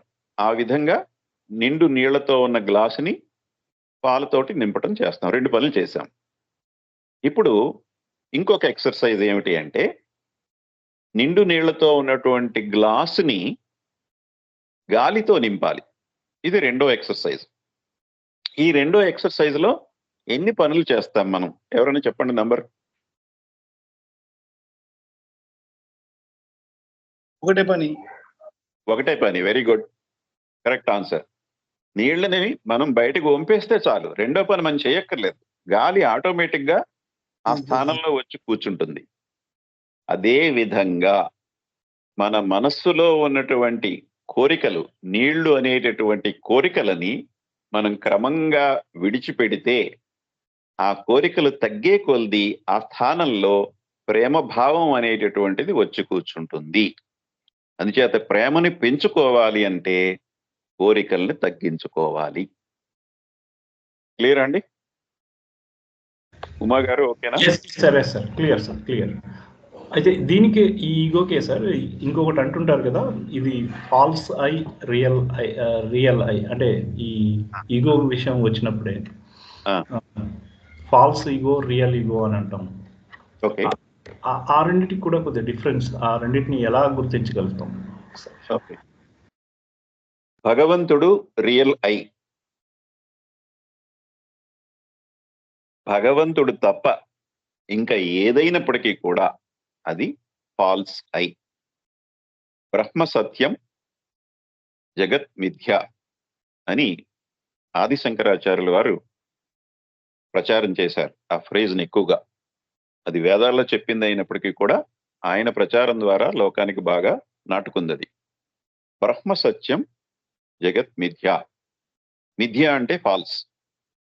ఎంటైర్ జగత్, ఎంటైర్ యూనివర్స్ ఇస్ ఫాల్స్. అంటే యూనివర్స్ లో ఉన్నవన్నీ ఫాల్స్ ఈగోసే. అది రాయి కావచ్చు, చెట్టు కావచ్చు, మనిషి కావచ్చు, ఆడ కావచ్చు, మగ కావచ్చు. నేను మగాడిని అనుకుంటే అది ఫాల్స్ ఈగో. నేను ఆ స్త్రీని అనుకుంటే అది ఫాల్స్ ఇగో, నేను రాయిని అనుకుంటే అది ఫాల్స్ ఇగో, నేను చెట్టుని అనుకుంటే అది ఫాల్స్ ఇగో. ఈ యావత్తు విశ్వంలో ఉన్నవన్నీ ఫాల్స్ ఇగోసే. రియల్ ఇగో అనేటటువంటిది ఒకటే ఉంటుంది. ఫాల్స్ ఇగోస్ ఎన్నన్నా ఉండొచ్చు, అసంఖ్యాకంగా అనంతంగా ఉండొచ్చు ఈ విశ్వంలో. కానీ రియల్ ఇగో అనేది ఒక్కటే ఉంటుంది, అదే భగవంతుడు. దీనికి బాబా ఏం చెప్పారంటే God alone exist, nothing else అని చెప్పారు. ఉన్నది భగవంతుడు మాత్రమే, మిగిలిందంతా లేదు కానీ ఉన్నట్లుగా కనిపిస్తుంది అని చెప్పారు. క్లియర్ అండి? భ్రాంతి అంటే ఏంటంటే లేనిది ఉన్నట్లుగా కనిపిస్తే భ్రాంతి. ఎండమావులు దూరం నుంచి చూస్తే అదొక కొలంలా కనిపిస్తుంది మనకి, అక్కడ నీళ్లు లేవు కానీ నీళ్లు ఉన్నట్లుగా కనిపిస్తున్నాయి. ఈ గా కనిపించటాన్ని భ్రాంతి అంటాం. ఇంకో ఎగ్జాంపుల్ ఏమిటంటే భ్రాంతికి అద్దంలో మన ముఖం మనకే కనిపిస్తుంది. నేను అద్దం ముందు నుంచున్నానంటే నా ఎదురుగుండా ఇంకో మెహరీసా ఉన్న అనుభవం కలుగుతుంది నాకు. కానీ నిజంగా అక్కడ రెండో మెహరీసా ఉన్నాడా? లేడు కదా, కానీ ఉన్నట్లుగానే కనిపిస్తున్నాడే. నాలాగే కనిపిస్తున్నాడు, నేను ఏది చేస్తే అదే చేస్తున్నాడు, కదులుతున్నాడు. కేవలం బొమ్మ మాత్రమే కాదు, అంతా నాలాగే ఉన్నాడు. అలా అని ఇద్దరు మెహరీసాలు ఉన్నారా? లేరు కదా, ఉన్నట్లుగా కనిపిస్తున్నారు. ఇది కూడా భ్రాంతి. అలాగే ఈ యావత్ విశ్వంలో ఇన్ని వస్తువులు, ఇన్ని మనుషులు ఉన్నట్లుగా మనకి ఈ రోజు అనుభవం కలుగుతుంది. ఈ అనుభవం తదుపరి జన్మల్లో మారి ఉన్నది నేను ఒక్కడే, ఈ యావత్ విశ్వంలో ఉన్నవన్నీ కూడా నా యొక్క స్వప్నంలో వస్తువులు, ఇదంతా ఒక స్వప్నము, ఇప్పుడు నాకు మెళకువ వచ్చింది, మెళకువలో ఉన్నది నేను ఒక్కడే అనేటటువంటి భావన కలుగుతుంది. అందుకనే దాన్నే అవేకనింగ్, స్పిరిచువల్ అవేకనింగ్ అన్నారు బాబా. మేల్కోవటం. మనం రాత్రిపూట పడుకుని పొద్దున్నే లేస్తున్నాం కానీ ఆధ్యాత్మికంగా మనం ఇంకా మేలుకొని లేదు. నేను భగవంతుడుని అనేటటువంటి గమ్యానికి చేరే వరకు కూడా ఆధ్యాత్మికంగా మనం నిద్రలోనే ఉన్నాం, కల కంటూనే ఉన్నాం. ఆ కలలో ఈ విశ్వం అంతా కనిపిస్తుంది. క్లియర్ అండి? Yes sir. జై బాబా. Clear sir. జై బాబా. నెక్స్ట్ క్వశ్చన్, ఐడెంటిఫై చేసిన వాటిలో నెక్స్ట్ క్వశ్చన్ చెప్పండి సార్. ఇంకోటి, అది నెక్స్ట్ క్వశ్చన్ సంస్కారాల గురించి సార్. అసహజ సంస్కారాలు, సహజం కానటువంటి సంస్కారాలు, ఈ రెండు ఉన్నాయి కదా సార్. సహజ సంస్కారాలు, సహజం కాని సంస్కారాలు సహజ సంస్కారాల మీద ఆధారపడి ఉంటాయి అని చెప్పారు. అయితే సహజ సంస్కారాలని కేవలం సద్గురువు మాత్రమే తొలగించగలడు. అయితే ఈ సహజం కాని సంస్కారాలు ఖర్చు చేసేటప్పుడు మరి ఈ సహజం కాని సంస్కారాల యొక్క ఇన్ఫ్లుయెన్స్ ఆ ముందున్నటువంటి సహజ సంస్కారాల మీద ఉంటాయి కదా. ఇవి ఖర్చు పెడుతున్నప్పుడు అవి కూడా తగ్గిపోతాయి కదా. మరి ఎందుకు అలా అనట్లేదు? కేవలం అవి తొలగించటం కష్టము, మరి కేవలం సద్గురువు మాత్రమే వాటిని తొలగించగలుగుతాడు అని చెప్తారు. అది ప్రశ్న సార్. ఓకే, అర్థమైంది. ముందుగా సహజ సంస్కారాలు ఏమిటి, సహజం కానటువంటివి ఏమిటో ఒకసారి అందరికీ అర్థం అవటం కోసం చెప్పేసి అప్పుడు మీ ప్రశ్నకి సమాధానం చెప్తాను. ఈ పరిణామ దశలో సృష్టిలో రాతి నుంచి అనేక జన్మలు ఎత్తి తొలిసారిగా మానవ జన్మ ఎత్తే వరకు ఏర్పడినటువంటి సంస్కారములన్నిటినీ కూడా సహజ సంస్కారములు అన్నారు బాబా. న్యాచురల్ సంస్కారాస్. మానవ జన్మ వచ్చిన దగ్గర నుంచి ఏర్పడినటువంటి సంస్కారములన్నిటిని కూడా నాన్ న్యాచురల్ సంస్కారాస్ అన్నారు. అంటే సహజము కానటువంటి సంస్కారములు. వీటిని మానవ సంస్కారములు అనొచ్చు మనం, సులువుగా ఉండటం కోసం. సహజం అనవలసిన అవసరం లేకుండా మానవ సంస్కారములు అనొచ్చు, ఆ పదం వాడుకోవచ్చు. లేదంటే విచక్షణాయుత సంస్కారములను కూడా అనుకోవచ్చు. మానవులకి ఏర్పడేటటువంటి సంస్కారాలన్నీ కూడా విచక్షణాయుత సంస్కారములు. మానవులకి విచక్షణ ఉంది, ఈ సృష్టిలో ఇంకెవరికి లేదు. జంతువులకు కానీ, చెట్లకు కానీ, రాళ్ళకి, రప్పలకి ఎవరికి విచక్షణ అనేటటువంటిది లేవు. జంతువుల యొక్క ప్రవర్తన అంతా కూడా వాటి యొక్క ఇన్స్టింక్ట్స్ బేస్డ్గా, సహజాతమైనటువంటి ప్రేరణ వల్ల అవి ప్రవర్తిస్తాయి. కానీ ఈ పని మంచిదా కాదా, ఇది చేద్దామా కాదా అనేటటువంటి మీమాంసలు జంతువులకి ఉండవు. ఆ విచక్షణ అనేది మానవ జన్మలో మాత్రమే ఉంది. అందుచేత వీటిని విచక్షణాయుత సంస్కారములని కూడా అనొచ్చు. ఇక సహజ సంస్కారములు అంటే పరిణామ దశలో మానవ జన్మ ఎత్తటానికి ముందు ఏర్పడిన సంస్కారములన్నీ కూడా అది మనం తొలగించుకోవటం గురించి తర్వాత చెప్దాం. వాటి యొక్క ఇన్ఫ్లుయెన్స్ మనము ఈ రోజు మన యొక్క ప్రవర్తన మీద ఈ సహజ సంస్కారాల యొక్క ప్రభావం ఉంటుంది అని చెప్పారు బాబా. ఉదాహరణకి నేను ఈ 84 లక్షల మానవ జన్మల్లో మొదటి జన్మలో ఉన్నాను అనుకుందాం. నేను ఈ జన్మలోనే మానవుడిని అయ్యాను. గత జన్మలో నేను చింపాంజీని, అంతకుముందు వేరే అవన్నీ పూర్తి చేసుకుని ఈ జన్మలోనే నేను తొలిసారిగా మానవుడిని అయ్యాను అనుకుందాం. అనుకుంటే నాకు మానవానుభవం తక్కువ ఉంది, కానీ ఈ మానవుడికి ముందున్న అనేక కోటాను కోట్ల జన్మల్లో అనుభవం ఎక్కువ ఉంది నాకు. అందుచేత నాకు విచక్షణ ఉన్నప్పటికీ కూడా మంచి చేద్దామా చెడు చేద్దామా అనేటటువంటి విచక్షణ తొలి జన్మ నుంచి ఉన్నప్పటికీ కూడా ఈ నిర్ణయం తీసుకోవటంలో సహజ సంస్కారాలు ఎక్కువ ఉన్నాయి కనుక, సహజ సంస్కారములు అజ్ఞానం వల్ల ఏర్పడినవి కనుక, అవి ఎక్కువగా చెడు సంస్కారములు కనుక నా నిర్ణయం ఎలా వస్తుంది అంటే, కష్టపడి ఎవడు సంపాదిస్తాడులే, వీడి జేబు కొట్టేస్తే పోలా అని అటువంటి నిర్ణయానికి వెళ్ళి నేను వాడి జేబు కొట్టేయడం జరుగుతుంది. ఎదుటివాడు చూసుకోకుండా నన్ను గుద్దుకుంటూ వెళ్ళాడు, వాడిని చూసుకోలేదు కదా అని క్షమించవచ్చు.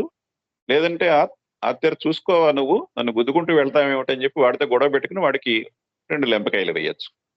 ఇప్పుడు నేను తొలి జన్మలో ఉంటే నా నిర్ణయాలు ఎలా ఉంటాయంటే, ఈ పశు జన్మల యొక్క ప్రభావం నా మీద ఉండి ఇందాక చెప్పుకున్నట్లుగా యాంగర్, గ్రీడ్ అండ్ లస్ట్ నాలో ఎక్కువగా ఉండటం వల్ల, వాటి యొక్క ప్రభావం ఎక్కువ ఉండటం వల్ల ఇతరులకు రానటువంటి కోపం నాకు సులువుగా వస్తుంది. వాడితో గొడవ పెట్టుకుంటాను, 2 లెంపకాయలు వేస్తాను. ఆ తర్వాత ఆ గొడవ పెద్దది వచ్చి నన్ను పట్టుకెళ్ళి జైల్లో పడవచ్చు, అది వేరే విషయం. అందుచేత మన మానవ ప్రవర్తన మీద ఈ సహజ సంస్కారాల యొక్క ఇన్ఫ్లుయెన్స్ ఉంటుంది. అయితే ఈ విచక్షణతోటి మనం ఇందాక చెప్పుకున్నట్లుగా మంచి పనులు చేసుకుంటూ ముందుకు వెళ్లే కొలది ఈ ప్రభావం క్రమక్రమంగా తగ్గుతుంది. అది ఇన్ఫ్లుయెన్స్ గురించి. ఇప్పుడు రిమూవల్లోకి వెళ్దాం. బాబా చెప్పింది ఏంటంటే, మానవ జన్మ వచ్చిన తర్వాత ఏర్పడే సంస్కారములన్నీ కూడా మనం తొలగించుకోవటం సులువవుతుంది. మంచి పనులు చేయటం ద్వారా మనం తెలియక చేసిన చెడు పనుల యొక్క సంస్కారాలని మనం క్యాన్సిల్ చేసుకోవచ్చు అని చెప్పారు. మరి అయితే మానవ జన్మ రావడానికి ముందు చెడు సంస్కారాలు చేసుకున్నాం కదండి, అవి కూడా క్యాన్సిల్ అవుతాయంటే అవ్వవు. ఎందుకు అవ్వవు అంటే బాబా ఇచ్చిన ఎక్స్ప్లెనేషన్ ఏమిటి అంటే, ఉదాహరణ, నా సొంత ఉదాహరణ చెప్తాను, తర్వాత బాబా ఇచ్చిన ఎక్స్ప్లెనేషన్ చెప్తాను. ఒక చెట్టు ఉంది అనుకోండి, ఆ చెట్టులో లేత చిగుళ్ళు ఉన్నాయి చివరిలో. ఆ చిగుళ్ళను తుంచేయటం ఎంతో సులువు, కానీ ఆ చెట్టుకున్నటువంటి వేళ్లని పెకిలించాలి అంటే గనక చాలా కష్టమైనటువంటి పని. ఈ చిగుళ్ళు అనేటటువంటివి మానవ సంస్కారాలు, వాటిని తొలగించటం సులువు. ఈ వేళ్ళు భూమిలో పాతుకుపోయి భూమి మట్టితోటి అనుబంధం పెంచేసుకున్నటువంటి వేళ్ళు అనేటటువంటివి సహజ సంస్కారం, వాటిని తొలగించటం సులువు కాదు. అదే విధంగా బాబా ఏం చెప్పారంటే, పరిణామ దశ నుంచి ఏర్పడినటువంటి సంస్కారములు కనుక మనస్సు మీద ఆ సంస్కారములు చెట్టు యొక్క వేళ్లలాగా బాగా లోతుకి పాతుకుపోయి వాటిని మానవులకి తొలగించేటటువంటి శక్తి లేదు, మానవులు వాటిని తొలగించలేరు. అంత లోతుగా పాతుకుపోయినటువంటి సహజ సంస్కారముల్ని సద్గురువు గాని అవతార పురుషుడు మాత్రమే తొలగించగలడు. ఇది డివైన్ ప్లాన్. అలా ఎందుకండి నేనే తొలగించుకుంటాను, ఏవో 4 మంచి పనులు చేసుకుని ప్రమిదలో 2 ఒత్తులు బదులు 4 ఒత్తులు వేసుకుంటాను నేను అని అంటే కుదరదు. ఎందుకంటే this is the divine plan. Divine plan లో అలా ఉంది, అది అంతే. సహజ సంస్కారములు అనేవి మానవులు ఎవ్వరూ తొలగించలేరు. తొలగించని విధంగా అలా ఏర్పాటు చేయబడింది. మనం మంచి పనులు చేసుకుంటూ ముందుకు వెళ్ళిన తర్వాత మనలో మంచిని పెంచుకున్న తర్వాత, మనం హోంవర్క్ చేసుకుని మనలో చెడుని తగ్గించుకున్న తర్వాత, అప్పుడు సద్గురువు గమనిస్తాడు మనల్ని. సద్గురువు సర్వజ్ఞాని, సర్వవ్యాపి. ఈ రోజుని మనం ఏం చేస్తున్నాం అనేటటువంటిది ఈ రోజునున్న పంచసద్గురువులందరూ కూడా వాళ్ళకి తెలుస్తుంది. వాళ్ళు చూస్తున్నారు. కానీ మనల్ని పట్టించుకోరు. ఎందుకంటే మనం బోల్డ్ హోంవర్క్ చేయాల్సి ఉంది. ఇంకా మంచి పనులు చేసుకుని చెడుని తగ్గించుకోవాలి. అహంకారాన్ని తగ్గించుకుని ప్రేమను పెంచుకోవాలి. ఈ హోంవర్క్ అంతా అయ్యి మనం ఒక 80% ప్రేమ, 90% ప్రేమ ఆ స్థాయికి వెళ్ళిన తర్వాత, ఒక 90% చెడు సంస్కారాలని తగ్గించుకుని మంచి పెంచుకుంటూ వెళ్ళిన తర్వాత, మన హోంవర్క్ మనం చేసి మంచి ప్రోగ్రెస్ సంపాదించిన తర్వాత అప్పుడు మనం సద్గురువు దృష్టిలో పడతాం. వీడు చాలా వర్క్ చేశాడు, చాలా ప్రోగ్రెస్ సాధించాడు.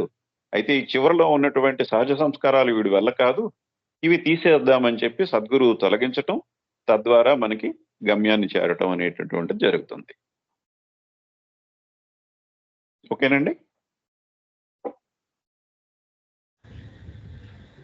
ఎస్ సార్, జై బాబా. చాలా క్లారిటీగా ఉంది. Thank you. అయితే ఇప్పుడు సార్ మిగతా వాళ్ళకి అబ్జెక్షన్ లేదు కదండి? మీకు కూడా సమయం అంటే మనం జాయిన్ అయ్యి 1 అవర్ అయింది. ఇంకా 2 ప్రశ్నలు మాత్రమే ఉన్నాయి. ఓకే, నాకేం పర్వాలేదు. ఓకే. ఆ 2 ప్రశ్నల్లో నెక్స్ట్ ప్రశ్న ఏంటంటే sir, problem of sex sir, దాన్ని ఎలా ఓవర్కమ్ చేయాలి?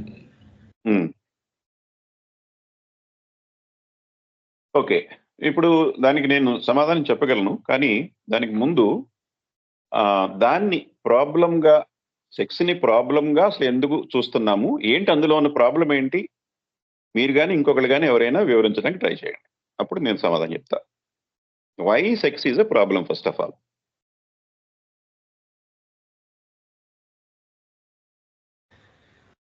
అంటే మొదటిది ఈ లింగ భేదం, స్త్రీ తత్వం, పురుషతత్వం తన దగ్గర లేనటువంటిది, ఈ ఆకర్షణ అంటే ఆ స్త్రీలో లేనటువంటిది పురుషుల్లో ఉన్న దీని గురించి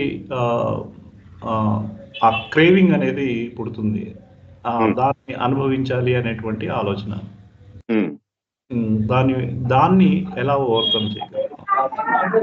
జై బాబా, నేను ఇలా చెప్పచ్చండి. అసలు ప్రాబ్లం ఎందుకు అంటున్నాము అంటే, కామెంట్ చేసేసి మీ దగ్గరికి వస్తాను. సో ఇప్పుడు అంటే మీరు అడిగారు కదా. ఒక నిమిషం అండి, ఒకరి తర్వాత ఒకళ్ళు. ఉమా గారిది కామెంట్ చేశాక I will come to you. Uma గారు, ఇప్పుడు మీరు వివరించిన దాంట్లోనే సమాధానం ఉంది. అది ఎక్కడుంది, ఎలా ఉంది అనేది నేను చెప్తాను. ఇప్పుడు మీరు అడగండి, ఇందాక ఏదో అడగబోయారు.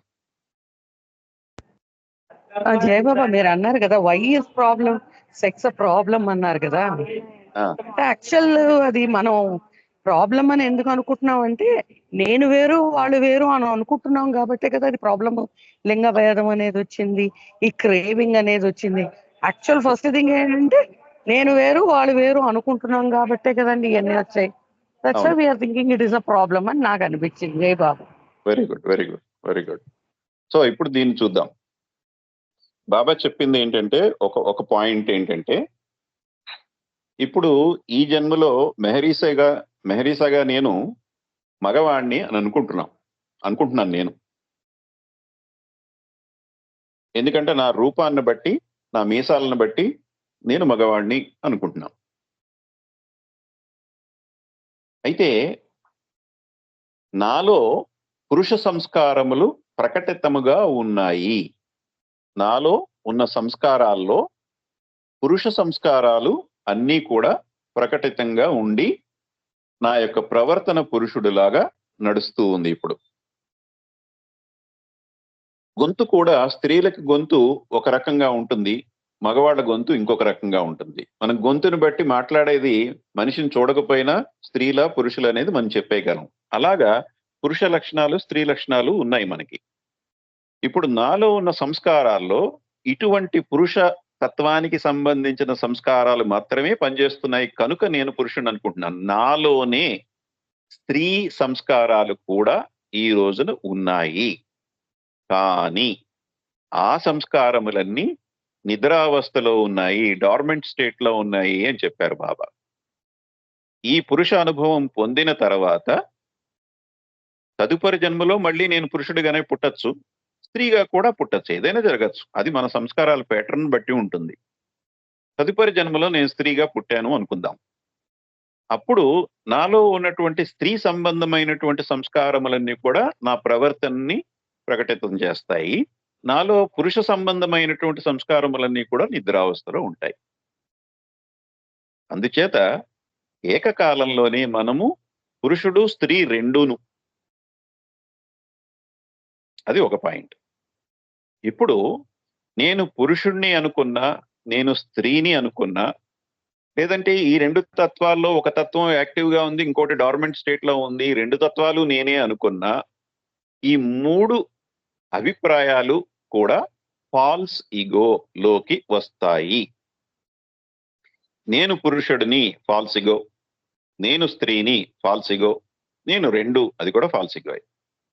మరి రియల్ ఈగో ఏంటి అంటే, అసలు నిజానికి నేను పురుషుడిని కాదు, స్త్రీని కాదు.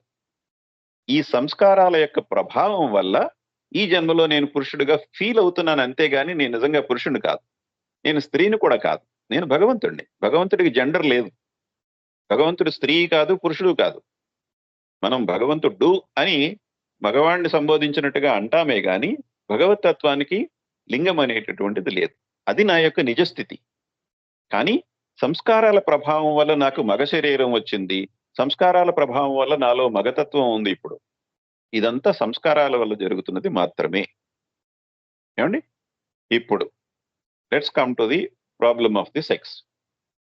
బాబా చెప్పినటువంటి విషయం ఏమిటంటే, ఇందులో ప్రాబ్లమ్ ఆఫ్ సెక్స్ అని చెప్పి ఒక డిస్కోర్సెస్ లో ఒక డిస్కోర్సే ఉంది. అందులో ఏం చెప్పారంటే, ఇందాక మనం ద్వంద్వ అనుభవాల గురించి చెప్పుకున్నాం. బీదవాడు ధనికుడు, అది ఒక ద్వంద్వ అనుభవం. పొడుగ్గా ఉన్నవాడు పొట్టిగా ఉన్నవాడు, అది ఇంకొక ద్వంద్వ అనుభవం. డబ్బులున్నవాడు అది అయిపోయింది కదా. చదువుకున్నవాడు చదువుకోనివాడు, అందంగా ఉన్నవాళ్ళు అందంగా లేని వాళ్ళు, ఇవన్నీ కూడా ద్వంద్వ అనుభవాలు. ఇలాంటి ద్వంద్వ అనుభవాల్లోనే ఇంకొక ద్వంద్వ అనుభవాల యొక్క పేరు, ఇంకొక ద్వంద్వం ఏమిటి అంటే, నేను పురుషుడిని, నేను స్త్రీని అని అనుకోవటం కూడా ద్వంద్వం. అందుచేత ఇప్పుడు పురుషుడుగా పుట్టినా స్త్రీగా పుట్టినా గాని మనకి ఈ ద్వంద్వానుభవానికి మనం లోనై ఉన్నాం గనక రెండు ఆప్షన్స్ ఉన్నాయి మనకి. ఒకటి లైంగిక జీవనం గడపటం, రెండు లైంగిక జీవనం గడపకుండా బ్రహ్మచర్యం పాటించటం. రెండు అవకాశాలు ఉన్నాయి మనకి. బ్రహ్మచర్యం పాటిస్తే గనక బ్రహ్మ మనసులో చరించటం అనేటటువంటి పని మనం చేస్తూ బ్రహ్మని నిత్యం స్మరిస్తూ జీవిస్తే అది బ్రహ్మచర్యం అవుతుంది. అయితే ఆ పనిలో ఉన్నవాళ్ళు సాధారణంగా సంస్కారాల లంపటంలో పడకుండా, సంసార లంపటంలో పడకుండా వాళ్ళు అలైంగిక జీవనాన్ని జీవిస్తారు. అందుచేత బ్రహ్మచర్యంలో ఉండటం కానీ, వివాహం చేసుకుని వైవాహిక జీవితం గడపటం కానీ రెండు ఆప్షన్స్. మూడో ఆప్షన్ ఏమిటి అంటే, వివాహం చేసుకోకుండా లైంగిక జీవనం గడపటం. అది ఒక మనిషితో కావచ్చు, పలువురితో కావచ్చు. దీన్నే మనం వ్యభిచారం అంటాం. మూడు ఆప్షన్స్ ఉన్నాయి. బ్రహ్మచర్యం కావచ్చు, వైవాహిక జీవితం కావచ్చు, వ్యభిచారం, ప్రామిస్క్యూటీ అన్నారు బాబా. మూడు ఆప్షన్స్ ఉన్నాయి సెక్స్ విషయంలో మనిషికి.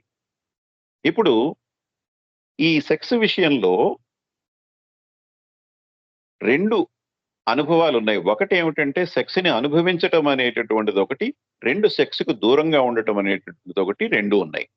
దీన్ని బాబా ఏమన్నారంటే రిప్రెషన్ అండ్ ఇంటెలిజెన్స్ అన్నారు. ఇంటెలిజెన్స్ అంటే సెక్స్ని స్వీకరించి దాని అనుభవాన్ని పొందటం. వైవాహిక జీవితంలో పెళ్లి చేసుకున్న వాళ్ళు కానీ, పెళ్లి కాకుండా ఇంకొక మనిషితో సంబంధం పెట్టుకున్న వాళ్ళు కానీ, వాళ్ళు సెక్స్ అనేటటువంటిది లైంగిక జీవనాన్ని అంగీకరించి వాళ్ళు దాన్ని అనుభవించడం అనేది చేస్తున్నాం మనం. ఇది ఇంటెలిజెన్స్ అంటారు దీన్ని. అలా కాకుండా బ్రహ్మచర్యం చేసేవాళ్ళు ఈ సెక్స్ భావనలకి దూరంగా ఆలోచిస్తూ రిప్రెస్ చేసుకుంటున్నారు. వాళ్ళు అవి బహిర్గతం కాకుండా వీళ్ళ ఆలోచన, వీళ్ళ దృష్టి అంతా భగవంతుడి మీద పెట్టుకుని వాళ్ళు జీవించడం ద్వారా వాళ్ళు రిప్రెషన్ అనేటటువంటి పని చేస్తున్నారు. అయితే బాబా చెప్పింది ఏంటంటే ప్రాబ్లం ఎక్కడ వస్తుందంటే, ఇప్పుడు బ్రహ్మచారిలాగా ఉండి పెళ్లి చేసుకున్న వాళ్ళ ఉంటే ప్రాబ్లం లేదు. Sex is not a problem. ఎందుకంటే వీళ్ళకి నచ్చిన విధానాలను వీళ్ళు ఎన్నుకున్నారు. కానీ ప్రాబ్లం ఎక్కడ వస్తుంది అంటే, సపోజ్ బ్రహ్మచారి ఉన్నాడు అనుకుందాం. బ్రహ్మచారి తన లైంగిక జీవనం నాకు వద్దు, నా దైవ స్మరణలోనే నేను జీవిస్తాను అని ఒక నిర్ణయం తీసుకున్నాడు. ఆ తీసుకున్నటువంటి మనిషి 100కి 100 పాళ్ళు ఆ నిర్ణయం మీద నిలబడే జీవిస్తున్నాడా అనేది ప్రశ్న. కొంతకాలం బ్రహ్మచర్యం అయిన తర్వాత మనసు మార్చుకుని, అబ్బే వంట చేసుకోవాలంటే చేతులు కాల్చుకోవాల్సి వస్తుంది, బట్టలు ఉతుక్కోవాల్సి వస్తుంది, ఇవన్నీ నాకు చేతకాని పనులు, నాకు భార్య ఉంటే ఇవన్నీ చేసి పెడుతుంది, నేను భార్యని ప్రేమగా చూసుకుంటానని మనసు మార్చుకుని బ్రహ్మచారి వివాహితుడు కావచ్చు. లేదంటే బ్రహ్మచర్యం చేస్తూనే తన మనసు నిండా స్త్రీలను నింపుకుని కూడా బ్రహ్మచర్యం చేయొచ్చు. అది ప్రాబ్లం. ఏదో ఒక దానికి హృదయపూర్వకంగా ఎంచుకుని ఏదో ఒక మార్గంలో వెళ్తే సెక్స్ అనేటటువంటిది ప్రాబ్లం కాదు. కానీ ఈ ఇంటెలిజెన్స్ అండ్ రిప్రెషన్ల మధ్యని కొట్టుమిట్టాడటం అనేటటువంటిది ప్రాబ్లం ఆఫ్ సెక్స్ అని చెప్పారు బాబా. సెక్స్ వల్ల బలమైనటువంటి బంధాలు ఏర్పడుతున్నాయి నాకు, నేను గమ్యానికి వెళ్ళడానికి ఇవి అడ్డుకుంటున్నాయి నాకు అనే భావం కలిగినప్పుడు, లైంగిక జీవనం, లైంగిక అనుభవం పొందిన తర్వాత వాళ్ళకి ఏమనిపిస్తుందంటే, అరే నేను బంధాలు అనవసరంగా పెంచుకుంటున్నాను అని చెప్పి దూరంగా ఉందాము, ఈ లైంగిక అనుభవానికి దూరంగా ఉందామని చెప్పి ప్రయత్నిస్తాడు. అంటే లైంగిక జీవనంలో అనుభూతి ఉందే గాని సంతృప్తి అనేటటువంటిది లేదు. ఎక్కడో మనసులో పీగుతుంది. నేను ఎందుకు దీనికి లోబడి ఉన్నాను అనేటటువంటిది మనసులో పీకుతూ ఉంది. సాటిస్ఫాక్షన్ అనేటటువంటిది లేదు. అలా అని రిప్రెషన్ ఆప్షన్ తీసుకుని బ్రహ్మచారిలాగా పూర్తిగా అటువైపు ఉందాము అనుకుంటే, బ్రహ్మచారి ఆ స్థితిలో కూడా పూర్తి సంతృప్తి అనేటటువంటిది లేదు. ఎక్కడో లోపల మనకి అరే చేతులు కాలుతున్నాయి, బట్టలు ఎత్తుకోవడం తెలియట్లేదు, ఇటువంటి సమస్యలతోటి తను వేధించబడుతూ అక్కడ తను సంతృప్తిగా లేడు. ఇది ప్రాబ్లం ఆఫ్ సెక్స్ అని చెప్పారు బాబా. మనం బ్రహ్మచర్యం చేసినా సెక్స్ అనేది ఒక ప్రాబ్లం అయి కూర్చుంటుంది మనకి. చక్కగా పెళ్లి చేసుకుని వైవాహిక జీవితం జీవిస్తున్నా సెక్స్ అనేది ప్రాబ్లమే మనకి. ఎందుకంటే అందులో అనుభవం అయి ఉంటుంది కానీ పూర్తి సంతృప్తి అనేటటువంటిది ఉండదు. మనం అనవసరంగా బంధాలను పెంచుకుంటున్నాం అనేటువంటి ఫీలింగ్ వచ్చినప్పుడు అది ప్రాబ్లంగా మన ఎదురుగుండా కనిపిస్తుంది. అయితే ఇప్పుడు ఉమా గారు అడిగిన ప్రశ్న ఏమిటంటే, ఈ సమస్య నుంచి బయటికి దాటి వెళ్ళటం ఎలాగా అంటే, ఇప్పుడు రిప్రెషన్ అనే దాన్ని అర్థం చేసుకుందాం. అంటే తెలుగులో దాన్ని విస్మరించటం అని చెప్పుకోవచ్చు. లైంగిక అనుభవాన్ని విస్మరించి బ్రహ్మచర్యాన్ని గడపటం. ఈ విస్మరించటం అనేటటువంటి పనిలో మనం ఏం చేస్తున్నామంటే, మనకి లైంగిక కోరికలు ఉన్నాయి, కానీ ఆ ఉన్న కోరికల్ని మనం విస్మరిస్తున్నాం. అసలు లైంగిక కోరికలే గనక లేకుండా ఉంటే మనకి వాటిని విస్మరించాల్సినటువంటి పని లేదు. మనకి విస్మరించటం గాని, ఇంటెలిజెన్స్ అనుభవం గాని కోరికల ద్వారానే జరుగుతుంది. మనం లైంగిక జీవనాన్ని ఎంచుకున్నాము అంటే మనకి లైంగిక విధమైనటువంటి కోరికలు ఉన్నాయి, అందులో సందేహం లేదు మనకి. అలా అని బ్రహ్మచర్యం ఎంచుకున్నాము అంటే బ్రహ్మచర్యంలో కూడా మనం ఏం చేస్తున్నామంటే మనసులో వచ్చేటటువంటి ఈ లైంగిక భావాలని మనం విస్మరించుకుంటూ వెళ్తున్నాం. ఈ ఆలోచన మంచిది కాదు, మనం దేవుణ్ణి తలుచుకుంటూ కూర్చుందాం అని దాన్ని విస్మరిస్తున్నాం. కోరికలు రావటం అనేటువంటిది పోలేదు. ఆ మక్కు అనేటటువంటిది ఇతరుల మీద, అంటే పురుషుడికి స్త్రీ మీద కానీ, స్త్రీకి పురుషుడి మీద కానీ ఉండే మక్కు అనేటటువంటిది లేకుండా పోలేదు. దాన్ని విస్మరిస్తున్నాడు, అణుచుకుంటున్నాడు. అలా అది జరుగుతుంది అక్కడ. అందుచేత ఈ రెండిటికి మూలం ఏమిటి అంటే కోరికలు. అసలంటూ మనకి లైంగిక వాంఛలు ఉండటం వల్ల, వాటి మీద ప్రీతి ఉండటం వల్ల దాన్ని అనుభవించటం కానీ, బలవంతాన్ని దాన్ని అణుచుకోవటం కానీ చేస్తున్నాం. అసలంటూ ఆ కోరికే గనక లేకుండా ఉంటే సెక్స్ అనేటటువంటి జీవితంలో ప్రాబ్లం కాదు. ఆ ప్రాబ్లం కానప్పుడు మనం మన జీవితాన్ని బ్రహ్మచారిగా అయినా జీవించవచ్చు, వైవాహిక జీవితాన్నన్నా జీవించవచ్చు. మనసులో మాత్రం మనకి క్రేవింగ్ అనేటటువంటిది లేదు. వైవాహిక జీవితానికి కొన్ని నిబంధనలు ఉన్నాయి. ఆ నిబంధనల మేరకు మనం సాధారణంగా పెళ్లి చేసుకున్న తర్వాత ఒక వ్యక్తితోటే సంబంధం కలిగి ఉంటాం మనం. ఆ ఒక వ్యక్తితోటే సంబంధం కలిగి ఉండటం ద్వారా మనకి తెలియకుండానే ఇతరుల మీద ఉన్నటువంటి ఈ లైంగిక వాంఛల్ని మనం అదుపులోకి తెచ్చుకుంటున్నాం. ఆ విధంగా దానిలో ఆధ్యాత్మిక విలువ ఉంది. అలా కాకుండా ఇందాక చెప్పుకున్నట్టుగా విశృంఖల శృంగార జీవనం గడిపేటటువంటి వాళ్ళకి పెళ్లి చేసుకోకుండా దానికి రకరకాల అందమైన పేర్లు పెట్టుకుని సహజీవనం అని, లివింగ్ టుగెదర్ అని, అదని ఇదని రకరకాల అందమైన పేర్లు పెట్టుకుని గడిపేటటువంటి వాళ్ళకి ఇటువంటి నిబంధనలు లేకపోవటం వల్ల, మనస్సును నియంత్రించుకునేటటువంటి అవకాశం వాళ్ళకి లేకపోవటం వల్ల అది ఆధ్యాత్మికంగా అధమాధమైనటువంటి జీవనం. కోరికలు లేకుండా, క్రేవింగ్ అనేది లేకుండా పెళ్లి చేసుకున్న తర్వాత లైంగిక అనుభవం వద్దు అంటే అది కూడా తప్పది. పెళ్లి చేసుకున్న తర్వాత వైవాహిక జీవితంలో లైంగిక జీవనం అనేటటువంటిది భాగం, అది ధర్మం. ధర్మబద్ధమైనటువంటి లైంగిక జీవితం గడపటం క్రేవింగ్ కాదు. కానీ శృతి మించి ఆ విషయంలో ప్రవర్తించటం అనేది క్రేవింగ్ లోకి వెళ్తుంది. అందుచేత బ్రహ్మచర్యం చేసిన వైవాహిక జీవనం గడిపినప్పటికీ కూడా మనకి దాని మీద మక్కువ, ప్రీతి లేకుండా ధర్మబద్ధంగా ఎంతవరకు, ఏ పరిధి వరకు దాన్ని అనుభవించాలో అంతవరకు గనక ఉంటే మనకి క్రేవింగ్ అనేది లేనట్లే. ధర్మబద్ధమైనటువంటి కోరికలే మనకున్నాయి. అందుకని ధర్మ, అర్థ, కామ, మోక్షం అన్నారు.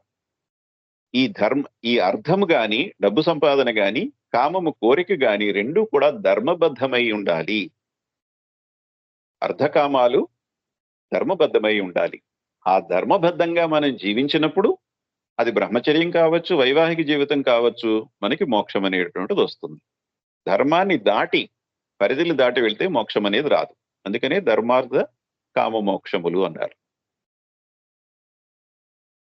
క్లియర్ అండి? ఉమా గారు మ్యూట్ లో ఉన్నారేమో చూసుకోండి. సార్ చాలా క్లియర్గా ఉంది సార్. ఓకే, అందరికీ అర్థమైందండి? ఎవరికైనా సందేహాలు ఉన్నాయా ఈ విషయంలో? క్లియర్ ఉంది. Okay, very good. ఉమా గారు అర్థమైందండి, అర్థం. Very good. జై బాబా. ఉమా గారు నెక్స్ట్ క్వశ్చన్. సార్ ఇది లాస్ట్ క్వశ్చన్ సార్.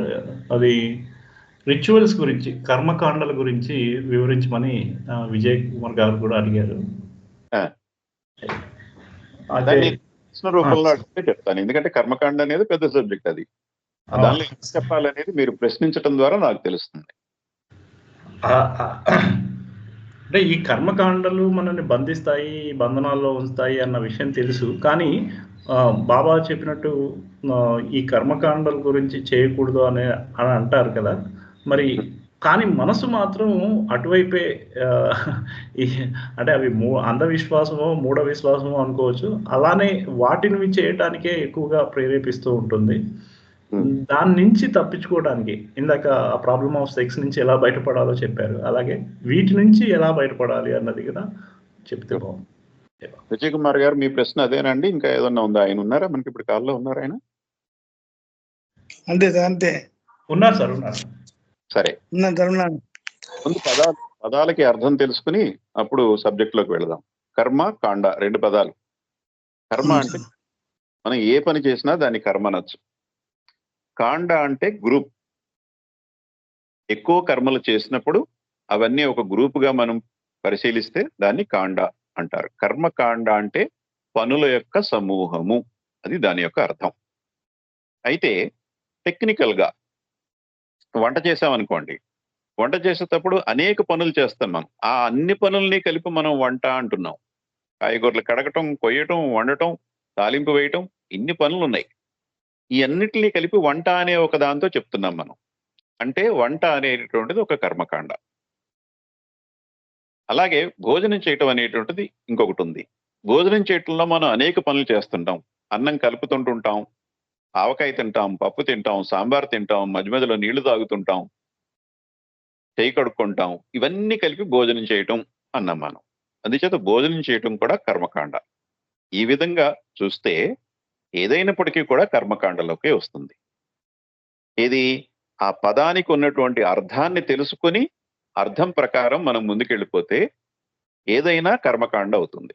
కానీ కర్మకాండ అనేటటువంటి పదాన్ని కొన్ని ప్రత్యేక సందర్భాల్లోనే వాడతారు, కానీ వండుకోవటానికి తినటానికి కర్మకాండ అనే పదాన్ని వాడరు. వాడకపోయినప్పటికీ కూడా వంట చేయడం అనేది కర్మకాండే, భోజనం చేయడం అనేది కూడా కర్మకాండే. మనం ఏ పని చేసినా అది కర్మకాండే అవుతుంది. కానీ ఇది భగవంతుని ఎడల మనకున్నటువంటి భక్తి భావాన్ని ప్రదర్శించుకోవడానికి చేసే పనులకి మాత్రమే పరిమితం చేశారు ఈ పదాన్ని. అంటే భగవంతుని విగ్రహం ఎదురుగుండా కూర్చుని ఆకు పూజ చేయటం గాని, కుంకుమ పూజ చేయటం గాని, కొబ్బరికాయలు కొట్టడం, పొర్లు దండాలు పెట్టడం, గుంజీలు తీయటం, ఇలాంటివి మనకి భగవంతుని ఎడల ఉన్నటువంటి భక్తి భావాన్ని వ్యక్తం చేయడానికి ఏ పనులు చేస్తే ఆ పనుల సమూహం అంతా కలిపి కర్మకాండ అన్నారు. మిగిలిన వాటికి ఈ పదాన్ని వాడరు. అంతే. అదొక నొటేషన్ అంతే. సో ఇప్పుడు బాబా ప్రేమికుల్లో ఉన్నటువంటి అవగాహన ఏమిటి అంటే, బాబా కర్మకాండ వద్దన్నారు, బాబా కర్మకాండ తప్పన్నారు అని చాలా మంది తెలియక ఆ కామెంట్ చేస్తూ ఉంటారు. బాబా కర్మకాండ తప్పని ఎప్పుడూ చెప్పలేదు. కర్మకాండ తప్పు కాదు. ప్రతి పనికి ఒక విలువ ఎలా ఉందో, ఇప్పుడు వంట అనేటటువంటి కర్మకాండ ఉంది, దానికి ఒక విలువ ఉంది. ఆ వంట చేయటం ద్వారా మన ఇంట్లో వాళ్ళందరూ కూడా ఒక పూట భోజనం చేయొచ్చు. అలాగే భోజనం అనేటటువంటి కర్మకాండ చేయటం ద్వారా మనకి నీరసం రాకుండా మనల్ని మనం రక్షించుకుంటున్నాం. ప్రతి దానికి ఒక విలువ ఉంది. అలాగే ఈ భగవంతుని ఎడల మన భక్తిని ప్రదర్శించేటటువంటి పనులకు కూడా విలువ ఉంది. ఈ కర్మకాండకి కూడా విలువ ఉంది.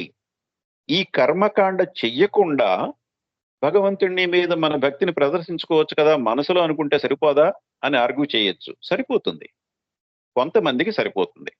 అలా సరిపోయినటువంటి వాళ్ళు ఈ బాహ్యమైనటువంటి పనులు చేయరు.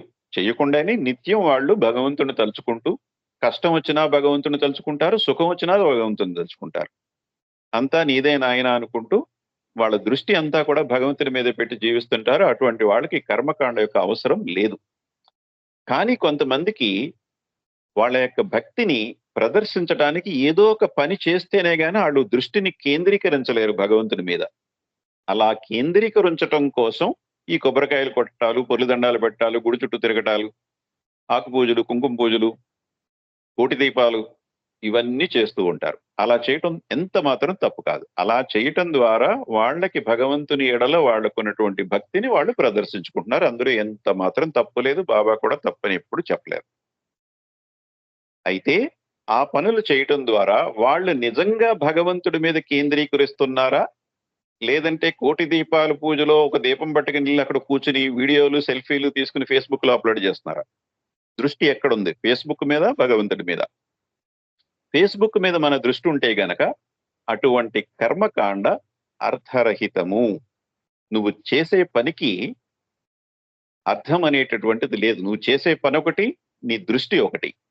అది మనస్ఫూర్తిగా నువ్వు చేయటం లేదు, యాంత్రికంగా చేస్తున్నావు. యాంత్రికంగా అరరే ఈ దీపం ఆరిపోతుంది, కాస్త నూనె పోద్దాం అని చెప్పి సీసా ఓపెన్ చేసి అందులో 4 చుక్కలు నూనె పోసి, ఇవన్నీ యాంత్రికంగా చేస్తున్నాం మనం. మనస్సు మాత్రం ఫేస్బుక్ లోకి అప్లోడ్ చేసామా లేదా, అప్లోడ్ చేసిన 5 నిమిషాల్లో ఎన్ని లైక్స్ వచ్చాయి, అరగంటలో ఎన్ని లైక్స్ వచ్చాయి, మనకు తెలుసున్న వాళ్ళందరూ లైక్ చేశారా లేదా, మైండ్ అంతా ఫేస్బుక్ మీదే ఉంది. అటువంటి కర్మకాండ, మనస్ఫూర్తిగా చేయనటువంటి కర్మకాండ అర్ధరహితం, నిరర్ధకం అని బాబా చెప్పడం జరిగింది. అటువంటి కర్మకాండ మంచిది కాదు. అంటే దృష్టి భగవంతుని మీద లేనటువంటి, భక్తి భావం లేనటువంటి కర్మకాండ మనం 100 కొబ్బరికాయలు కొట్టినా, కోటి దీపాలు వెలిగించిన దానివల్ల ఎలాంటి ఉపయోగము, ఆధ్యాత్మిక ఉపయోగం ఏమీ ఉండదు. మనకి ఎలాంటి పుణ్యము రాదు. అటువంటి కర్మకాండ వేస్ట్ అని బాబా చెప్పారు. అందుచేత బాబా ఏం చెప్పారంటే, ఈ కర్మకాండ చేయటం ద్వారా పుణ్యం సంపాదించుకుంటాం మనం. మీరంతా కూడా గత జన్మల్లో ఇటువంటి కర్మకాండలు చేయటం ద్వారా మీరు సంపాదించుకున్నటువంటి పుణ్య ఫలం వల్ల నన్ను మీరు అవతారుడుగా గుర్తించి నమ్మటం అనేటటువంటిది జరిగింది. అవతారుని పరిధిలోకి వచ్చారు మీరు. ఇదంతా మీరు పూర్వజన్మల్లో చేసుకున్నటువంటి పుణ్య కార్యక్రమములు, పుణ్య కర్మకాండలు, అంటే మనస్ఫూర్తిగా చేసినవి, హృదయపూర్తిగా చేసినటువంటివి, దృష్టి ఎక్కడో పెట్టి చేసేవి కాదు. అలా హృదయపూర్తిగా మనం చేసుకున్న పుణ్య ఫలంగా ఈరోజు మన అవతార పురుషుడిని గుర్తించటం, నమ్మటం, ఆయన పరిధిలోకి వెళ్ళటం అనేటటువంటి జరిగింది. ఈ కర్మకాండ యొక్క ఉద్దేశ్యం ఏమిటి? కర్మకాండ యొక్క ఉద్దేశ్యం ఏమిటి అంటే, ఇదిగో ఇలా ఈరోజు మనం బాబాని, మెహర్ బాబాని అవతార పురుషుడుగా మనం ఏ విధంగా అయితే నమ్మి ఆయన పరిధిలో ఉన్నాం, ఆ పరిధిలోకి తీసుకువెళ్ళటానికి సద్గురువు పరిధిలోకి గాని, అవతారుని పరిధిలోకి గాని మనల్ని తీసుకువెళ్ళటమే ఈ కర్మకాండ యొక్క ఉద్దేశ్యము. కర్మకాండ చేయటం ద్వారా మనకి ఆ ప్రతిఫలం అనేటువంటిది లభిస్తుంది. బాబా ఏం చెప్పారంటే, ఈ ప్రతిఫలం అనేది మీకు ఆల్రెడీ లభించేసింది. కర్మకాండ చేయటం ద్వారా ఎటువంటి ప్రతిఫలం పొందాలి, ఆ ఫలితాన్ని మీరు పొందేశారు. ఆ పొందటం వల్లే మీరు నా దగ్గరికి వచ్చారు, నన్ను మీరు నమ్ముతున్నారు. అందుచేత నేనే మీకు దొరికాను కనుక ఇంకా ఇప్పటి నుంచి శేష జీవితంలో కర్మకాండ చెయ్యవలసిన అవసరము లేదు అని చెప్పారు. కర్మకాండ యొక్క అవసరము లేదు అన్నారే కానీ కర్మకాండ తప్పు అని కానీ చెయ్యకూడదని కానీ బాబా ఎక్కడ చెప్పలేదు. కర్మకాండ ఉద్దేశ్యం ఏమిటి? అవతార పురుషుడి దగ్గరికి కానీ సద్గురువుని కానీ మనకి చేర్చడం. మనం ఆ పరిధిలోకి వచ్చేసాం. వచ్చేసిన తర్వాత ఇంకా కొబ్బరికాయలు కొట్టి గుడి చుట్టూ తిరగాల్సినటువంటి అవసరం లేదు, కానీ చేయడం తప్పు కాదు. ఇప్పుడు ఈ రోజున నేను వెళ్ళి గుళ్ళో కొబ్బరికాయ కొట్టాను అనుకోండి, అది తప్పేమీ కాదు. అది బాబా ప్రేమికుడిగా ఉండి గుళ్ళోకి వెళ్ళి కొబ్బరికాయ కొట్టడం ఎంత మాత్రం తప్పు కాదు. ఎప్పుడు ఆ కొబ్బరికాయని నేను మనస్ఫూర్తిగా భగవంతుడికి నివేదన చేస్తున్నాను నేను అనేటువంటి దృష్టి అంతా భగవంతుడి మీద పెట్టి భక్తి భావంతో కొబ్బరికాయ కొడితే బాబా ప్రేమికులు కూడా కొట్టుకోవచ్చు, తప్పేమీ లేదు అందులో. కానీ కొబ్బరికాయ పట్టుకెళ్ళి కొట్టిన తర్వాత పూజారి మనకి పెద్ద చెక్కిస్తున్నాడా, చిన్న చెక్కిస్తున్నాడా, చిన్న చెక్కిచ్చాడు, ఇది పచ్చడికి సరిపోదేమో, ఇలాంటి ఆలోచనలతో చేస్తే అది బాబా ప్రేమికుడైనా బాబా ప్రేమికుడు కాకపోయినా గాని అటువంటి కర్మకాండ నిరర్థకము. అందుచేత బాబా కర్మకాండ బాబా ప్రేమికులకి అవసరం లేదు అని చెప్పారు. బాబా ప్రేమికులు కాని వారికి అది అవసరం. వాళ్ళు ఇంకా బాబాని అవతార పురుషుడికి వాళ్ళు గుర్తించట్లేదు. చూసిన వాళ్ళు కూడా ఆయన్ని అవతార పురుషుడికి చూసిన వాళ్ళు అందరూ అవతార పురుషుడిగా ఆయన గుర్తించలేదు. చూసాహా ఈయన ఏదో చూడటానికి బాగున్నాడు, మిలమల మెరుస్తున్నాడు అనుకున్నారు, వదిలేశారు. మనం చూడకపోయినప్పటికీ కూడా ఆయన్నే పట్టుకుని వేలాడుతున్నాం. దీనికి కారణం ఏంటంటే మన పూర్వజన్మల యొక్క కర్మకాండ పుణ్య ఫలితం. అందుచేత బాబా ప్రేమికులకి అవసరం లేదు, మిగిలిన వాళ్ళకి అది అవసరం, వాళ్ళని చేసుకోనివ్వండి. అలా అని బాబా ప్రేమికుల్ని మీరు కర్మకాండ చేయొద్దని బలవంతాన్ని ఆపటం కూడా కరెక్ట్ కాదు. వాళ్ళు మనస్ఫూర్తిగా చేసుకుంటే చేసుకోవచ్చు. మనసు, మన హృదయం లగ్నం ఎక్కడుంది, భగవంతుని మీద బాబా మీద లగ్నమై ఉన్నప్పుడు కర్మకాండ మనం చేసినా ఒకటే, చెయ్యకపోయినా ఒకటే, రెండిటికీ సమానమైన విలువే ఉంటుంది. ఇది బాబా చెప్పిన విషయాలు. కుమార్ గారు క్లియరా అండి? ఇందులో ఏమైనా సందేహాలు ఉన్నాయా? Clear sir. అయితే దీనికి ఇంకొకటి చిన్నది యాడ్ చేస్తాను. ఇప్పుడు మీరు బాబా పరంగా కర్మకాండ అంటే కేవలం పూజా విధానం అంటే ఆధ్యాత్మిక పరంగా చెప్పారు. ఇది ఇంకోటి ఈ శ్రాద్ధ కర్మలు చేస్తున్నారు చూడండి, అది కూడా కర్మకాండ కిందకి వస్తుందట. అలాంటి పనులు చేస్తున్నప్పుడు మరి వాటిని కూడా చేయొచ్చా చేయకూడదా అనేటువంటి సందేహాలు కూడా ఉంటాయి కదా, అది కొద్దిగా క్లారిఫై చేస్తాను. అయితే శ్రాద్ధ కర్మలు ఇప్పుడు గుడి దగ్గర చేసే పనులన్నీ కూడా మనం భగవంతుని దృష్టిలో పెట్టుకుని భగవంతుడి కోసం చేస్తున్నాము. శ్రాద్ధ కర్మలు అనేటువంటి భగవంతుడి కోసం కాదు, మన పూర్వీకుల కోసం చేసేటటువంటి, కానీ దాన్ని కూడా కర్మకాండ అంటారు. అయితే కర్మకాండ విషయంలో బాబా చెప్పింది, ఈ శ్రాద్ధ కర్మల విషయంలో బాబా చెప్పింది ఏమిటి అంటే పునర్జన్మ మరియు కర్మ. కర్మలో బాబా చెప్పింది ఏమిటి అంటే మరణం తర్వాత 3 రోజుల వరకు మరణించిన వాళ్ళకి అక్కడ ఏం జరుగుతుందో తెలుస్తుంది. వాళ్ళ సంబంధికులు, వాళ్ళ సంబంధిత ప్రదేశాల్లో ఏం జరుగుతుంది అనేది వాళ్ళకి తెలుస్తూనే ఉంటుంది, శరీరం లేకపోయినప్పటికీ కూడా. ఈ 3 రోజుల్లో మనం శరీరాన్ని తగలబెట్టేసినా పాతేసినా వాళ్ళకి తెలుస్తుంది. ఈ 3 రోజుల తర్వాత ఈ అనుబంధం అయితే వాళ్ళు మనకు కనపడరు, వాళ్ళు మనకు తెలియదు, వాళ్ళకి మాత్రం మనం కనిపిస్తూ ఉంటాం, వాళ్ళు గమనించగలుగుతారు 3 days వరకు. ఈ 3 days అనేది ఖచ్చితమైనది కాదు. అది 4 days అవ్వచ్చు, 2 days అవ్వచ్చు. బట్ జనరల్ గా 3 days. ఈ 3 రోజుల తర్వాత ఈ అనుబంధం అనేటటువంటిది మరణించిన వాళ్ళకి క్రమక్రమంగా తగ్గిపోతుంది. అంటే ఇప్పుడు కళ్ళు అద్దాలు పెట్టుకుని బయటకు వెళ్ళాం, అంతా స్పష్టంగా కనిపిస్తుంది కళ్ళద్దాలు ఉండటం వల్ల. కానీ డ్రైవ్ చేయగా 2 వీలర్ డ్రైవ్ చేయగా దుమ్ము పడింది, బోల్డ్ అంత దుమ్ము పడింది. దుమ్ము పడి ఇందాక కనిపించిన స్పష్టత ఇప్పుడు లేదు, దుమ్ము అడ్డం రావటం వల్ల. అలాగా అద్దాలు ఏ విధంగా అయితే మసకబారుతున్నాయో 4వ రోజు నుంచి ఈ అనుబంధం కూడా మసకబారిన అద్దాలలాగా క్రమక్రమంగా తగ్గిపోతూ ఉంటుంది. ఈ తగ్గిపోతూ 13వ రోజు వచ్చేసరికి టోటల్ గా 0 అయిపోతుంది. 13 రోజుల వరకు ఉంటుంది అతి బలహీనమైనటువంటి సంబంధం. తెలిసి తెలియనట్లుగా తెలుస్తుంది వాళ్ళకి ఇక్కడ ఏం జరుగుతుంది అనేది. 13 రోజుల తర్వాత మరణించిన వ్యక్తికి ఈ భౌతిక జగత్తుకి ఎలాంటి సంబంధము ఉండదు అని బాబా చెప్పారు. అంటే 13 రోజుల తర్వాత మనం ఏం చేసినప్పటికీ కూడా వాళ్ళకి కమ్యూనికేట్ కాదు. మనం ఏం పెట్టినప్పటికీ కూడా వాళ్ళు తినలేరు. పిండదానం అని చెప్పి పిండాలు పెడుతున్నాం, వాళ్ళకి శరీరమే లేకుండా పిండాన్ని ఎలా తింటారు వాళ్ళు? అలాగే పితృదేవతలు వచ్చి మనల్ని దీవిస్తారు, ఈ పనులు చేస్తే, ఈ పండగ రోజుని ఈ పూజ చేసుకుంటే మనకి పితృదేవతలు వచ్చి దీవిస్తారు అంటారు. వాళ్ళు దీవించరు, వాళ్ళ పని వాళ్ళకు ఉంది, వాళ్ళు దీవించరు. దీవించడానికి ఫస్ట్ ఆఫ్ ఆల్ వాళ్ళకి మనం కనపడం. మొదటి 3 రోజుల్లోనే కనిపిస్తాము, మిగిలిన 10 రోజుల్లోనూ అస్పష్టంగా కనిపిస్తాము. 13వ రోజు తర్వాత అసలు కనిపించం. ఇంకా అలాంటప్పుడు వాళ్ళు వచ్చి మనల్ని ఎలా దీవిస్తారు? వాళ్ళు అసలు వాళ్ళకి ఈ భౌతిక ప్రపంచంలో మనమే కాదు, భౌతిక ప్రపంచంలో ఏదీ కనిపించదు వాళ్ళకి. వాళ్ళ పనిలో వాళ్ళు ఉన్నారు. ఏమిటి వాళ్ళ పని? వాళ్ళు చేసుకునే కర్మను బట్టి స్వర్గ అనుభవం కానీ నరక అనుభవాన్ని కానీ వాళ్ళు పొందుతూ ఉంటారు. ఆ పనిలో వాళ్ళు ఉన్నారు. భౌతిక ప్రపంచంతో వాళ్ళకి ఎలాంటి సంబంధము ఉండదు. అందుచేత 13 రోజుల తర్వాత మనం చేసేటటువంటి పనులకి వాళ్ళకి ఎలాంటి సంబంధము ఉండదు. ఈ సందర్భంలోనే ఇంకొక మాట కూడా చెప్తాను నేను. ఆటో రేటింగ్ అనేటటువంటి ఒక ప్రక్రియ ప్రచారంలో ఉంది ఇప్పుడు. అది ఏమిటి అంటే, చనిపోయిన వాళ్ళతోటి మనం మాట్లాడచ్చని, వాళ్ళు మనకి ఏదైనా చెప్పాలనుకుంటే ఓ పెన్ను పేపర్ పట్టుకుని మనం కూర్చుంటే మన చెయ్యి మనకు తెలియకుండానే రాసేస్తుందని, వాళ్ళు చెప్పదలుచుకున్నదంతా ఈ చెయ్యి ఆటోమేటిక్ గా రాసేస్తుందని, ఈ ప్రక్రియను ఆటో రైటింగ్ అంటారని ప్రచారంలో ఒక ప్రాక్టీస్ ఉంది.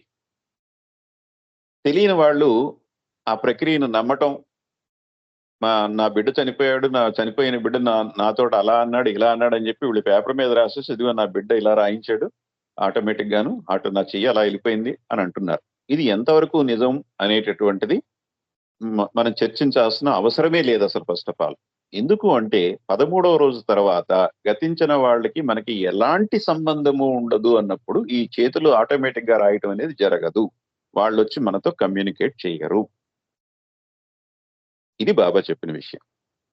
అయితే కొన్ని వేల సంవత్సరాల నుంచి మనకి కొన్ని సాంప్రదాయం అనుకుంటూ కొన్ని వాటికి మనం అలవాటు పడిపోయాం కనుక ఇది బాబా చెప్పినటువంటి విషయాలు తెలియనటువంటి వాళ్ళకి మింగుడు పడని విషయము. అందుకని మనం ఈ విషయాన్ని ప్రతి వాళ్ళ దగ్గరికి సులువుగా తీసుకెళ్ళిపోకూడదు. మనకి బాబా మీద నమ్మకం ఉంది గనక ఆయన ఏది చెప్తే అది మనం నమ్ముతాం. బాబా యందు నమ్మకం లేని వాళ్ళ దగ్గరికి వెళ్ళి 13వ తర్వాత మీరు ఏం చేయక్కర్లేదు, ఇదంతా వేస్ట్ అని మనం వాళ్ళని అడ్డుకోకూడదు.